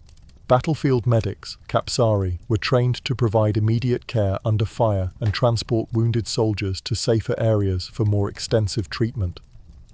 These procedures could save lives that would otherwise be lost to blood loss or shock. Preventive medicine was equally important for maintaining military effectiveness. Roman military authorities understood that diseases like dysentery, malaria, and typhus could destroy armies more effectively than enemy action. Military camps were designed and managed to minimize disease transmission and maintain troop health. Water quality control was a major component of military preventive medicine. Roman armies required reliable sources of clean water for drinking, cooking, and cleaning. Military engineers constructed aqueducts, wells, and filtration systems that could provide safe water supplies even in hostile territory. Sanitation procedures were systematically enforced throughout military organizations. Latrines were positioned to prevent contamination of water supplies and living areas. Waste disposal systems removed organic matter that could harbor disease. Personal hygiene standards were enforced through military discipline. Nutrition management recognized that proper diet was essential for maintaining military performance and disease resistance. Military rations were designed to provide adequate calories, vitamins, and minerals, despite the constraints of military logistics. Fresh vegetables, fruits, and meat were provided when available to supplement basic grain rations. Epidemic control procedures could isolate infected personnel and prevent disease transmission throughout military units. When diseases like plague or smallpox appeared in military camps, medical personnel implemented quarantine procedures that could limit the spread while maintaining military operations. The training of military medical personnel was systematic and comprehensive. Medical knowledge was transmitted through formal instruction, practical experience, and written texts that preserved essential medical information for future use. Military physicians were required to demonstrate competence in diagnosis, treatment, and surgical procedures before being assigned to responsible positions. Regional variations in military medical practice reflected local disease patterns and available medical resources. Troops stationed in malarial regions received different medical support than those serving in cold northern climates. Desert campaigns required specialized knowledge of heat-related injuries and water conservation techniques. The psychological aspects of military medicine were well understood by Roman medical personnel. Wounded soldiers needed emotional support as well as physical treatment to recover effectively and return to duty. Military hospitals provided environments that maintained morale while delivering medical care. Veteran medical personnel became repositories of practical knowledge about treating specific types of injuries and diseases. Their experience was systematically transmitted to younger medical staff through apprenticeship programs that preserved institutional medical knowledge across generations. Medical supply logistics required coordination between military medical services and imperial manufacturing systems. Pharmaceutical preparations, surgical instruments, bandages, and other medical supplies had to be procured, manufactured, transported, and distributed throughout the military system. The cost-effectiveness of military medical care was carefully evaluated by imperial administrators who understood that healthy soldiers were more valuable than wounded ones. Investment in medical facilities and personnel provided financial returns through reduced manpower losses and faster recovery times. Medical records were maintained for administrative and medical purposes. These documents tracked individual medical histories, unit health patterns, and treatment effectiveness that could inform future medical procedures and resource allocation decisions. Roman military medicine influenced civilian medical practice throughout the empire. Military physicians often established civilian practices after military service, bringing battlefield medical knowledge to provincial communities. Medical techniques developed for military use were adapted for civilian applications. The integration of military medicine with overall military organization demonstrated Roman understanding that medical care was essential for military effectiveness rather than an optional humanitarian service. Healthy armies could accomplish missions that sick armies could not complete. Modern military medical services trace many of their organizational principles to Roman precedents. The concepts of battlefield medicine, military hospitals, systematic medical training, and integration of medical services with military operations originated with Roman military medical systems. Roman military medicine wasn't perfect, but it represented sophisticated understanding of how to maintain army health under difficult conditions using available medical knowledge and organizational resources. The system provided Roman armies with significant advantages over enemies who lacked comparable medical support. When Roman soldiers went into battle, they knew that wounded comrades would receive competent medical care from trained personnel using established procedures. This knowledge contributed to military morale and battlefield effectiveness in ways that are difficult to quantify but were certainly significant. Roman military medical care demonstrates how systematic organization can maximize the effectiveness of limited medical knowledge and resources to serve institutional objectives that benefit both individual soldiers and overall military capability.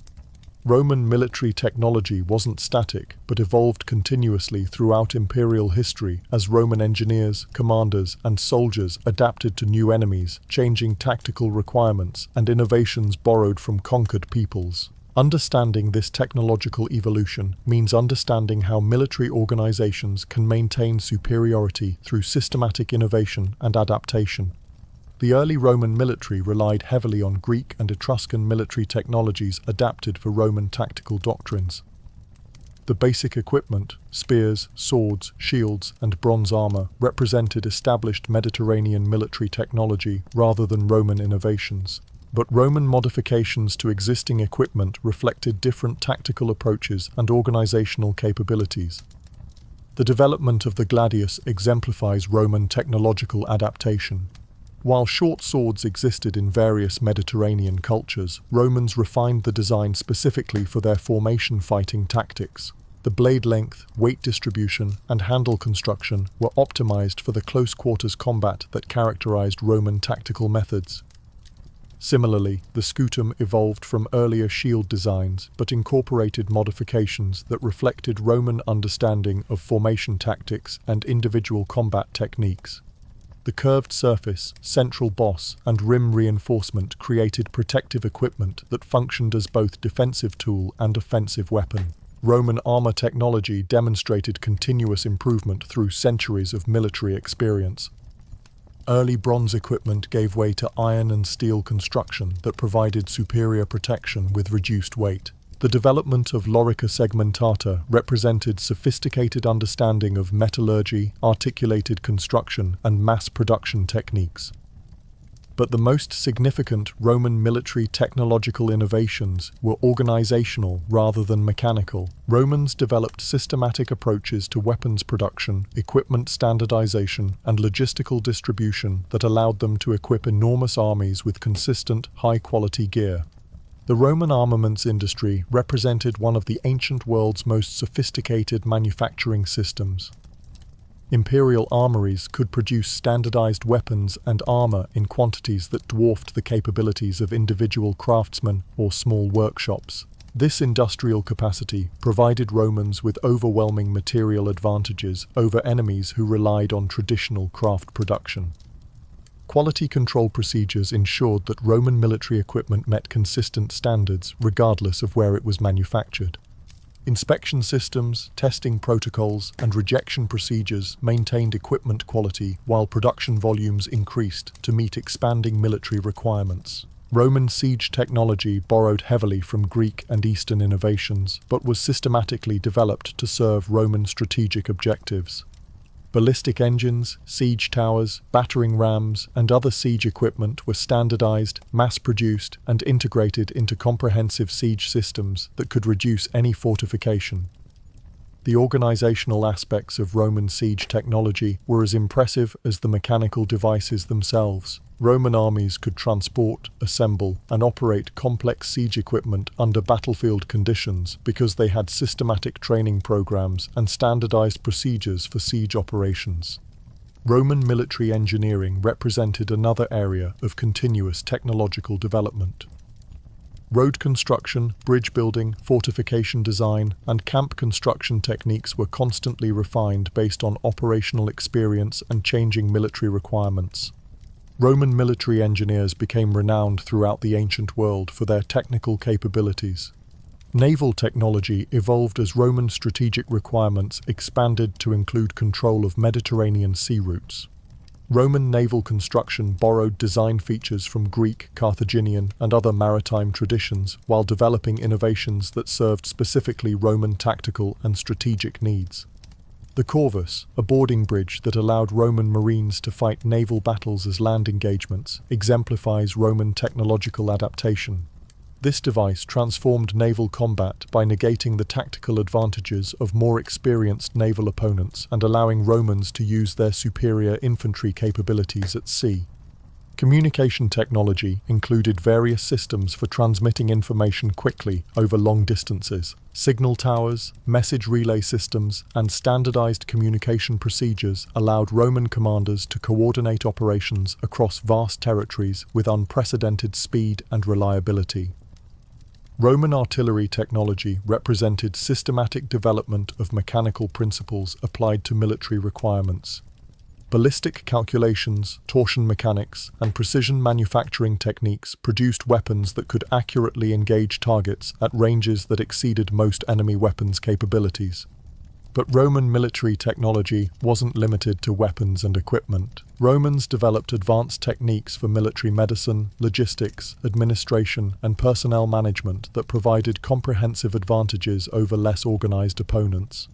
Military medical technology included sophisticated surgical instruments, pharmaceutical preparations, and treatment procedures that could save lives and return wounded soldiers to duty. Roman military medical capabilities were centuries ahead of most contemporary medical systems. Logistical technology encompassed transportation systems, supply management procedures, and resource allocation methods that could sustain military operations across enormous distances for extended periods. Roman supply systems were marvels of organization that enabled strategic operations impossible for enemies with less sophisticated logistical capabilities. Administrative technology included record-keeping systems, personnel management procedures, and communication networks that allowed Roman military organizations to function efficiently despite their enormous size and geographic distribution. Roman bureaucratic innovations were as important as weapon technologies for maintaining military effectiveness. The integration of diverse technological systems was perhaps Rome's greatest military innovation. Rather than developing individual pieces of military technology in isolation, Romans created comprehensive systems that maximized the effectiveness of all components working together. Roman military technology transfer mechanisms ensured that innovations developed in one part of the empire could be quickly adopted throughout the military system. Standardized training programs, technical manuals, and personnel rotation policies spread technological knowledge effectively across the entire military organization. The economic foundations of Roman military technology rested on imperial resources that could support research and development, mass production, and systematic innovation programs. Roman military technological superiority wasn't accidental, but reflected deliberate investment in military capabilities that served imperial strategic objectives. Regional variations in Roman military technology reflected local conditions and enemy capabilities while maintaining overall system compatibility. Troops stationed on different frontiers used equipment modifications appropriate for their specific tactical requirements while retaining the ability to operate with forces from other regions. The decline of Roman military technological development reflected broader imperial problems, including resource constraints, administrative deterioration, and reduced strategic focus. When Roman technological innovation slowed, military effectiveness declined correspondingly as enemies adopted Roman techniques while developing countermeasures. Roman military technology represents one of history's most successful examples of systematic technological development applied to military requirements. The combination of practical innovation, organizational capability, and resource investment produced military technological superiority that lasted for centuries. Modern military technological development still follows principles established by Roman military organizations. The concepts of systematic research and development, integrated technological systems, and continuous adaptation based on operational experience originated with Roman military technological programs. Roman military technological achievements weren't just about individual inventions, but about creating institutional capabilities for continuous innovation and adaptation that could maintain military superiority despite changing strategic requirements and evolving enemy capabilities. The Romans didn't just conquer through superior tactics and organization. They conquered through superior technology that was systematically developed, continuously improved, and effectively integrated into comprehensive military systems that provided decisive advantages over less sophisticated opponents. Roman military recruitment was a complex system of voluntary enlistment, conscription, and specialized hiring that transformed diverse populations into unified military forces while serving broader imperial demographic and political objectives. Understanding Roman recruitment means understanding how military service functioned as a mechanism for social mobility, cultural integration, and imperial expansion. The foundation of Roman military recruitment was citizenship status, which determined eligibility for service in different types of military units. Roman citizens could serve in legions, the elite heavy infantry formations that formed the core of imperial military power. Non-citizens served in auxiliary units that provided specialized capabilities while offering pathways to eventual citizenship. Citizenship requirements weren't just legal technicalities, but reflected fundamental Roman beliefs about military service and political loyalty. Citizens had stakes in imperial success and could be trusted with the most important military responsibilities. The system created powerful incentives for loyalty while ensuring that military service reinforced political integration. Age requirements for military service reflected practical considerations about physical capability and social development. Men typically enlisted between ages 17 and 23 when they were physically mature but hadn't yet established civilian careers or family obligations that would conflict with military duties. The 25-year service obligation meant that soldiers spent their prime adult years in military service. Physical standards for recruitment emphasized practical military capabilities rather than idealized physical perfection. Recruits needed sufficient height, strength, and coordination to handle military equipment and perform military duties effectively. But the standards were flexible enough to accommodate regional variations in physical characteristics and nutritional backgrounds. Regional recruitment patterns reflected both military needs and political considerations. Different areas of the empire provided troops with different characteristics and specializations that matched local traditions and military requirements. Germanic regions supplied cavalry and forest-fighting infantry. Mediterranean coastal areas provided naval personnel. Mountain regions contributed specialized light infantry. Social class affected recruitment opportunities and military career prospects in ways that reflected broader Roman social hierarchies. Wealthy citizens could afford equipment for cavalry service and had educational backgrounds that qualified them for military leadership positions. Poor citizens typically served as infantry but could advance through the ranks based on military competence and leadership ability. The recruitment process included systematic evaluation procedures designed to identify the most suitable candidates for military service. Physical examinations, background investigations, and skill assessments ensured that military units received personnel capable of meeting training standards and operational requirements. Military recruiters operated throughout the empire using standardized procedures and criteria that maintained consistent recruitment quality while adapting to local conditions. These officials understood what characteristics made good soldiers and how to identify potential leadership material among recruits from diverse backgrounds. Voluntary enlistment was preferred over conscription because volunteers were generally more motivated and reliable than forced conscripts.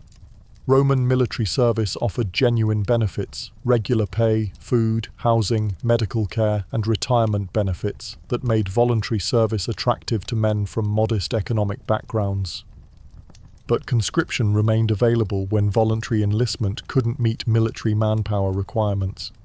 Draft procedures were systematically administered through local governments that maintained population registers and could identify eligible men for military service. Conscription was generally unpopular but legally enforceable when military necessity required it.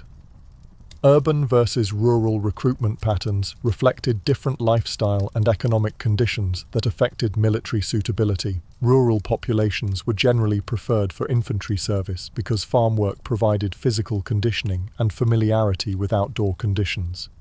Urban populations contributed personnel with specialized skills useful for technical military positions. Family military traditions created recruitment advantages for sons of veterans who understood military life and values from childhood experience.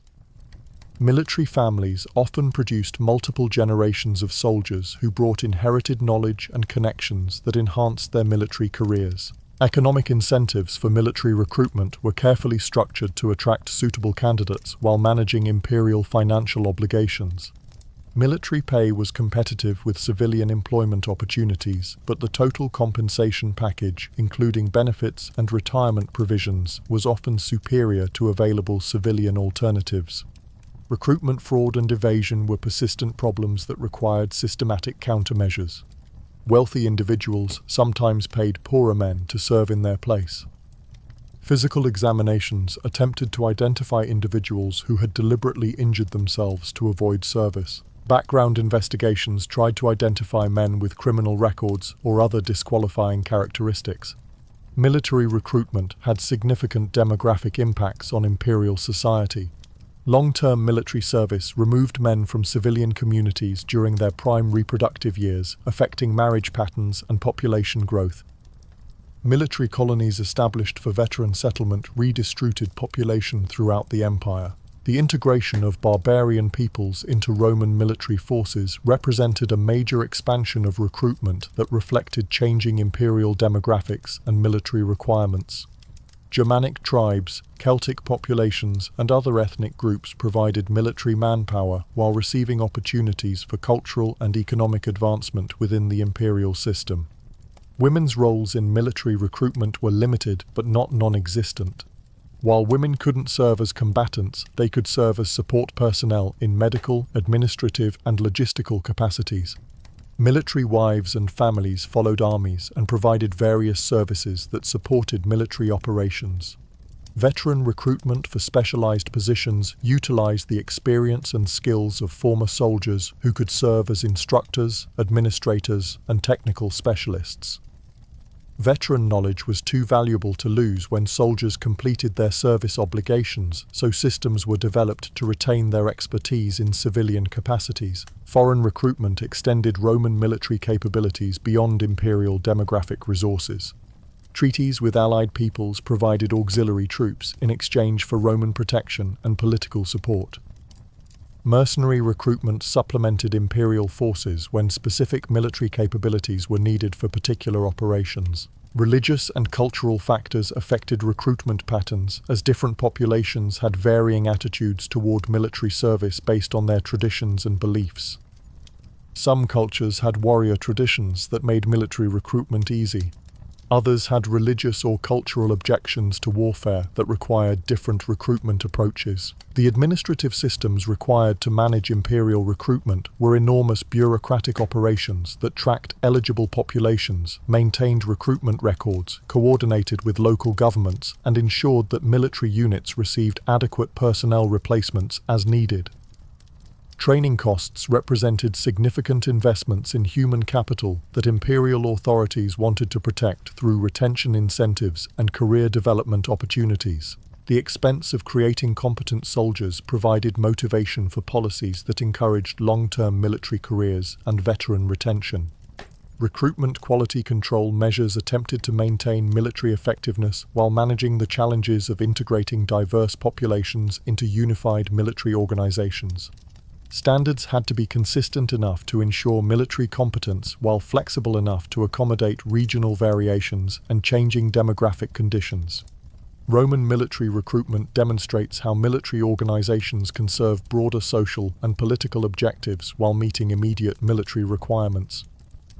The system created pathways for social mobility, mechanisms for cultural integration, and demographic redistribution that strengthened imperial unity while providing military manpower. Modern military recruitment systems still reflect principles developed by Roman military authorities: voluntary service supplemented by conscription when necessary, systematic evaluation procedures, competitive compensation packages, and integration of diverse populations into unified military organizations.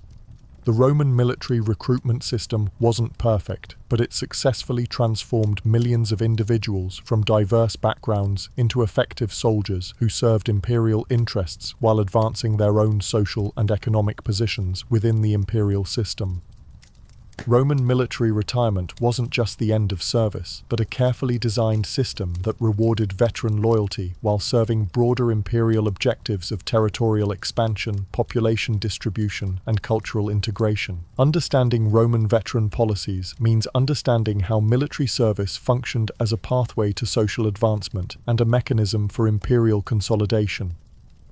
The completion of military service after 25 years represented a fundamental transformation in a veteran's legal and social status. Soldiers who had served honorably received discharge certificates, diplomata, that documented their military service and granted specific legal privileges, including Roman citizenship for auxiliary veterans and their families. Citizenship grants to auxiliary veterans represented one of the most significant rewards available through military service. Men who had been recruited from conquered populations as non-citizens could retire as Roman citizens with all the legal protections, economic opportunities, and social status that citizenship provided. This created powerful incentives for loyal service while integrating diverse populations into Roman society. Land grants were the traditional reward for military service and represented the most valuable benefit available to retiring soldiers. Veterans received plots in military colonies established throughout the empire, often in recently conquered territories that needed Roman settlement for security and administrative purposes. The location of veteran settlements wasn't accidental but reflected strategic imperial planning. Military colonies were positioned to control important routes, defend frontier areas, and provide bases for future military operations. Veteran communities became centers of Roman culture and administration in regions that might otherwise remain resistant to imperial authority. The agricultural focus of veteran settlements reflected both practical economic considerations and traditional Roman values that associated land ownership with citizenship and social respectability. Veterans were expected to become productive farmers who could support themselves while contributing to local economic development. But not all veterans became farmers. Urban settlements also absorbed military retirees who used skills learned during military service to establish businesses, enter government service, or pursue other civilian occupations. Military training provided valuable experience in administration, engineering, logistics, and other fields that had civilian applications. The economic impact of veteran settlement was enormous. Retired soldiers brought military savings, pension payments, and government land grants that provided capital for economic development. Veteran communities became markets for goods and services while providing labor for construction projects and agricultural development. Veteran political influence was significant in both local and imperial politics. Former soldiers understood government administration, had connections with active military personnel, and possessed organizational skills that made them natural community leaders. Veteran political participation strengthened Roman administration while providing former soldiers with opportunities for continued public service. Military pensions supplemented land grants and provided financial security for veterans who might otherwise struggle to establish civilian economic foundations. Pension payments were modest but regular, providing basic income that could support veterans while their agricultural or business enterprises developed profitability. Medical care for veterans continued after discharge through systems that recognized military service-related disabilities and provided ongoing treatment for chronic conditions developed during military service. Veteran medical care was limited by contemporary medical capabilities but represented genuine institutional commitment to former soldiers' welfare. Family considerations were integral to veteran policies because military service affected not just individual soldiers but their wives, children, and extended family networks. Military families received various benefits and protections that helped them establish successful civilian lives after military service ended. Regional variations in veteran settlement patterns reflected local conditions, available land resources, and strategic requirements that affected where military colonies could be established most effectively. Some regions attracted large numbers of veterans, while others had fewer retirement settlements based on geographic and political factors. The integration of veterans into civilian communities sometimes created social tensions between former soldiers and established local populations. Veterans brought different cultural backgrounds, legal privileges, and economic advantages that could create resentment among civilian neighbors who lacked similar benefits. Veteran organizations provided social support and political influence that helped former soldiers maintain connections with their military service while adapting to civilian life. These groups preserved military traditions and provided mutual assistance networks that eased the transition from military to civilian society. The quality of veteran settlement varied significantly based on the location, timing, and imperial resources available for colony establishment. Some veteran communities became prosperous cities that lasted for centuries. Others struggled with poor land, inadequate resources, or hostile local populations. Administrative systems for managing veteran affairs required enormous bureaucratic resources to track service records, process discharge procedures, allocate land grants, and distribute pension payments to thousands of retiring soldiers scattered throughout the empire. Veteran recall procedures allowed imperial authorities to mobilize experienced former soldiers during military emergencies. Veterans could be called back to active duty when their military skills were needed for particular operations or when manpower shortages required additional experienced personnel. The social status of veterans in Roman society was generally positive because military service was respected and veteran achievements were publicly recognized. Former soldiers often became community leaders whose military experience qualified them for positions of responsibility and influence. Economic opportunities for veterans extended beyond agriculture to include business enterprises that utilized military skills and connections. Former soldiers established transportation companies, construction businesses, security services, and other enterprises that served both military and civilian markets. Educational benefits for veteran children provided pathways for social advancement that extended military service benefits to the next generation. Veteran sons often received preferential treatment for military service, government positions, and educational opportunities that weren't available to other social groups. International implications of Roman veteran settlement included the spread of Roman culture, language, law, and customs throughout the empire. Veteran communities became centers of Romanization that influenced local populations and accelerated cultural integration processes. The long-term success of Roman veteran policies can be measured by the stability and prosperity of veteran settlements that became permanent features of the imperial landscape. Many modern European cities trace their origins to Roman military colonies established for veteran settlement. Military retirement systems influenced civilian society by demonstrating that loyal service could lead to social advancement and economic security. This created cultural values that emphasized public service and institutional loyalty as pathways to personal success and social recognition. The decline of Roman veteran support systems reflected broader imperial problems, including financial constraints, administrative deterioration, and reduced territorial expansion that limited opportunities for new veteran settlements. When veteran benefits declined, military recruitment and retention became more difficult. Roman veteran policies represent sophisticated understanding of how military service can serve broader social and political objectives while providing genuine benefits to individual soldiers. The system created incentives for military service while using veterans as instruments of imperial expansion and cultural integration. Modern military retirement systems still reflect principles developed by Roman military authorities: service-based benefits, geographic mobility assistance, career transition support, and recognition of military service as valuable preparation for civilian leadership roles. The Roman approach to military retirement demonstrates how societies can honor military service while utilizing veteran skills and experience for continued national development and expansion. Veterans weren't just former soldiers, but resources for imperial growth and consolidation. Roman military justice was a comprehensive legal system that maintained discipline, protected soldiers' rights, and reinforced imperial authority through systematic application of military law. Understanding Roman military justice means understanding how legal systems can serve military effectiveness while balancing institutional requirements with individual protections. Military law operated parallel to civilian legal systems, but with different procedures, standards, and objectives that reflected the unique requirements of military service.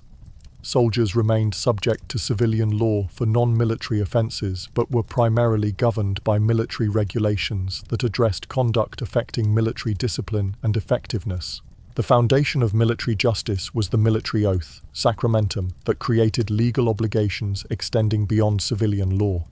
Soldiers who violated their military oaths faced penalties that could include execution, even for offences that would receive lesser punishments in civilian courts. The oath created a special legal relationship between soldiers and the state. Military courts had jurisdiction over a wide range of offences, including military-specific crimes like desertion, cowardice, and insubordination, as well as civilian crimes committed by military personnel. The scope of military jurisdiction was broad enough to cover most aspects of soldiers' lives while they were on active duty. Command authority was central to military justice systems because military effectiveness required that officers could maintain discipline through legal procedures that reinforced hierarchical relationships. Commanders had both authority and responsibility for ensuring that their units complied with military law and regulations. Punishment systems were designed to maintain discipline while providing sufficient procedural protections to prevent arbitrary command decisions that might undermine military morale and effectiveness. The balance between command authority and individual rights was carefully maintained through established procedures and appeal processes. Capital punishment was available for serious military offences including desertion in the face of the enemy, mutiny, striking officers, and other crimes that threatened military discipline or effectiveness. Execution methods included crucifixion, beheading, and other techniques that served as public examples to reinforce discipline among other soldiers. Corporal punishment, including flogging, was routinely used for lesser offences that required immediate correction without removing soldiers from duty permanently. Physical punishment was administered publicly to reinforce disciplinary standards throughout military units while allowing offenders to continue military service. Financial penalties, including pay reduction, fines, and confiscation of military savings, were used for offences that warranted punishment but didn't require physical sanctions. These penalties affected soldiers' economic circumstances while allowing them to continue performing military duties. Demotion and rank reduction punished officers and senior enlisted personnel whose misconduct undermined their authority or effectiveness. Loss of rank meant reduced pay, status, and responsibility while allowing individuals to continue military service at lower levels. Dismissal from service, discharge with dishonor, was used for soldiers whose continued presence would harm military effectiveness but whose offenses didn't warrant execution. Dishonored veterans lost all benefits and privileges associated with military service while being barred from future military employment. Decimation represented the ultimate expression of collective punishment for unit misconduct. When entire military units showed cowardice or disobedience, every 10th man was selected by lot and executed by his comrades. This extreme measure reinforced collective responsibility for unit behavior while demonstrating the seriousness of military discipline. Due process procedures protected soldiers against arbitrary punishment while maintaining command authority necessary for military effectiveness. Accused soldiers had rights to present evidence, call witnesses, and appeal decisions through established channels that balanced individual protections with military requirements. Military courts included various levels of authority, from summary punishment by immediate commanders to formal trials conducted by senior officers or specialized military tribunals. The level of court jurisdiction depended on the severity of charges and the rank of accused personnel. Evidence standards in military courts emphasized practical considerations and military effectiveness over the detailed procedural requirements that characterized civilian legal systems. Military justice prioritized quick resolution of cases that might affect unit discipline and combat readiness. Legal representation was available for serious cases involving capital punishment or discharge, but most military justice was administered through simplified procedures that emphasized command authority and disciplinary efficiency. The military legal system prioritized order and effectiveness over elaborate procedural protections. Appeals procedures allowed soldiers to challenge military court decisions through higher levels of command authority up to imperial level when cases involved significant legal or political implications. Appeal rights provided protection against arbitrary command decisions while maintaining hierarchical authority structures.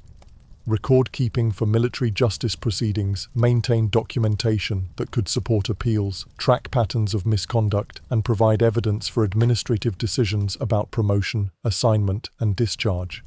Military legal records were systematically maintained throughout the empire. Regional variations in military justice reflected local conditions and legal traditions while maintaining consistent imperial standards for serious offenses. Local commanders had discretion in handling minor disciplinary matters, but were required to follow imperial procedures for major crimes.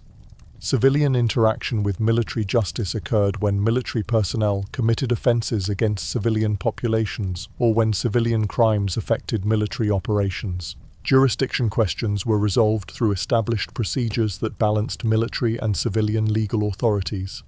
International law considerations affected military justice when Roman forces operated outside imperial territory or dealt with foreign prisoners, allies, or neutral populations. Military law had to accommodate diplomatic requirements while maintaining discipline and operational effectiveness. Military justice reforms occurred periodically throughout imperial history as military requirements changed and legal understanding evolved. Changes in military law reflected lessons learned from operational experience and broader developments in Roman legal thinking. The effectiveness of military justice was measured by its impact on military discipline, morale, and combat effectiveness rather than abstract legal principles. Military law succeeded when it maintained order and fighting capacity while providing sufficient protections to maintain soldier loyalty and recruitment.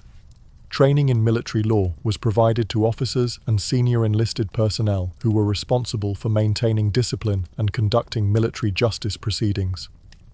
Legal training emphasized practical application rather than theoretical understanding of legal principles. The relationship between military justice and civilian legal systems created complex jurisdictional issues that required careful coordination between military and civilian authorities. Clear procedures were necessary to prevent conflicts between different legal systems operating within the same territory. Military justice records provide modern historians with detailed information about Roman military life, discipline problems, command relationships, and social conditions within military units. These legal documents reveal aspects of military experience that aren't available through other historical sources. The legacy of Roman military justice influenced European legal development for centuries after the empire's collapse. Military legal concepts, procedures, and institutional structures developed by Romans became models for later military justice systems throughout the Western world. Roman military justice represents sophisticated understanding of how legal systems can serve military effectiveness while providing reasonable protections for individual soldiers.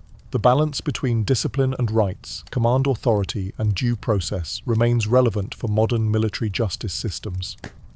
Modern military legal systems still grapple with fundamental issues that Roman military authorities addressed: how to maintain discipline while protecting individual rights, how to balance command authority with legal procedures, and how to create military legal systems that serve both military effectiveness and broader societal values. The Roman approach to military justice demonstrates how legal systems can be adapted to serve specialized institutional requirements while maintaining connection to broader legal traditions and social values. Military law wasn't separate from Roman legal culture, but represented specialized application of Roman legal principles to military circumstances. So here we are, at the end of our journey through the Roman military machine. We've marched with the legions, suffered through their training, built their camps, and watched them conquer the known world. But every empire, no matter how mighty, eventually faces its final battle. And for Rome, that battle wasn't against barbarian hordes or rival empires, it was against time itself. The decline of Roman military power wasn't sudden. It was a slow hemorrhaging that took centuries to complete, a gradual weakening of the very systems that had made Rome invincible. By the 4th and 5th centuries AD, the legendary legions were shadows of their former selves, undermanned, under-equipped, and increasingly reliant on barbarian federati who cared nothing for Roman traditions or imperial glory. What killed the Roman military wasn't military defeat, it was military success. The empire had grown too large to defend, too diverse to govern, and too expensive to maintain.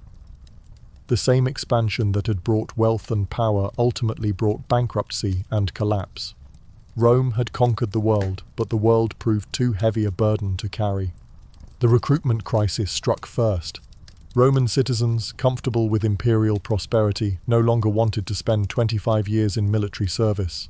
Why endure the hardships of campaign life when you could make money in trade, crafts, or administration? Military service became something for desperate men or foreign volunteers who lacked better alternatives. The barbarians Rome recruited weren't interested in Roman discipline, Roman traditions, or Roman objectives. They wanted pay, plunder, and land for their families. When imperial resources couldn't provide these rewards, barbarian troops simply took what they wanted or switched sides to whoever offered better terms. Military technology stagnated as imperial resources shifted from innovation to maintenance. Roman armies that had once been centuries ahead of their enemies found themselves facing opponents with equivalent equipment, superior numbers, and greater motivation. The technological edge that had made Roman conquest inevitable gradually disappeared. The economic foundation crumbled under the weight of military expenditure that consumed increasingly large portions of imperial revenue. Maintaining hundreds of thousands of professional soldiers, their equipment, their supply systems, and their support infrastructure required wealth that the empire could no longer generate sustainably. Administrative decay infected military institutions as imperial government became less efficient, less responsive, and less capable of coordinating the complex systems that military effectiveness required. Commands went unfilled, supplies went undelivered, and soldiers went unpaid, while bureaucrats pursued personal advancement rather than imperial service. Cultural transformation undermined the martial values that had made Roman military service a source of honor and social advancement. Christianity introduced alternative values that emphasized peace over war, submission over conquest, and spiritual salvation over temporal glory. Roman military traditions became relics of a pagan past rather than living institutions. Regional fragmentation split the empire into competing power centers that used military resources against each other rather than against external enemies. Roman legions that had once conquered barbarian tribes now fought other Roman legions in civil wars that weakened everyone while accomplishing nothing. The barbarian invasions of the 5th century weren't military conquests in the traditional sense, they were demographic movements by peoples seeking new homes in Roman territory. These migrations succeeded not because barbarian armies defeated Roman legions, but because Roman military and political systems had become too weak to resist or absorb them effectively. The last Roman legions disappeared, not in glorious last stands, but through quiet dissolution as units disbanded, joined barbarian armies, or simply faded away when imperial payrolls could no longer support them. The eagle standards that had led Roman armies to victory across 3 continents were abandoned in frontier camps or carried off by barbarian chieftains as curiosities. But the legacy of Roman military organization didn't die with the legions. The concepts, techniques, and institutional knowledge developed by Roman military authorities influenced European military development for centuries. Medieval armies borrowed Roman organizational principles. Renaissance commanders studied Roman tactical manuals. Modern militaries still trace their institutional heritage to Roman precedents. The Roman military's greatest achievement wasn't any single conquest or battle, it was the demonstration of what systematic organization, professional training, and institutional discipline could accomplish when directed toward clear objectives with adequate resources and competent leadership. The lessons of Roman military history remain relevant because the fundamental challenges of military organization haven't changed. How to recruit and train effective soldiers, how to maintain discipline and morale, how to coordinate complex operations across vast distances, how to adapt to new enemies and changing circumstances. These problems still confront military authorities today. The Romans showed that military superiority could be systematically created, maintained, and projected across enormous territories for centuries at a time. They proved that professional military institutions could serve broader political and cultural objectives while providing individual advancement opportunities that attracted talented personnel from diverse backgrounds. But Roman military history also demonstrates the limits of military power. Even the most effective military organization cannot indefinitely sustain expansion beyond available resources. Even the most disciplined professional soldiers cannot overcome systemic political, economic, and social problems that undermine the foundations of military effectiveness. The Roman military machine was the most successful military organization in human history, but it was ultimately human and therefore mortal. Its achievements were magnificent, its legacy is permanent, but its existence was finite. Like all human institutions, it rose, flourished, declined, and disappeared as historical circumstances changed beyond its ability to adapt. When we study Roman military organization today, we're not just examining ancient history, we're exploring the eternal questions of power, organization, loyalty, and human potential that every society must address. The Romans provided answers that worked for their time and circumstances. Whether those answers can work for our time and circumstances remains to be discovered. The eagles have fallen silent. The legions have vanished into history. But the questions they addressed, how to organize human effort for collective objectives, how to balance individual freedom with institutional discipline, how to create loyalty that transcends personal interest, these questions remain as urgent today as they were 2,000 years ago. The Roman military died, but the challenge of creating effective human organizations lives on. Every modern military, every corporation, every government agency grapples with problems that Roman commanders solved through systematic organization, professional training, and institutional discipline. This is the true legacy of the Roman military, not the conquest of territories or the glory of victories, but the demonstration that human beings, properly organized and trained, can accomplish extraordinary things when they work together toward common objectives. The Roman military machine is gone, but the principles it embodied, organization, discipline, adaptation, and professional excellence, remain as relevant today as they were when Roman legions first crossed the Rubicon and changed the world forever.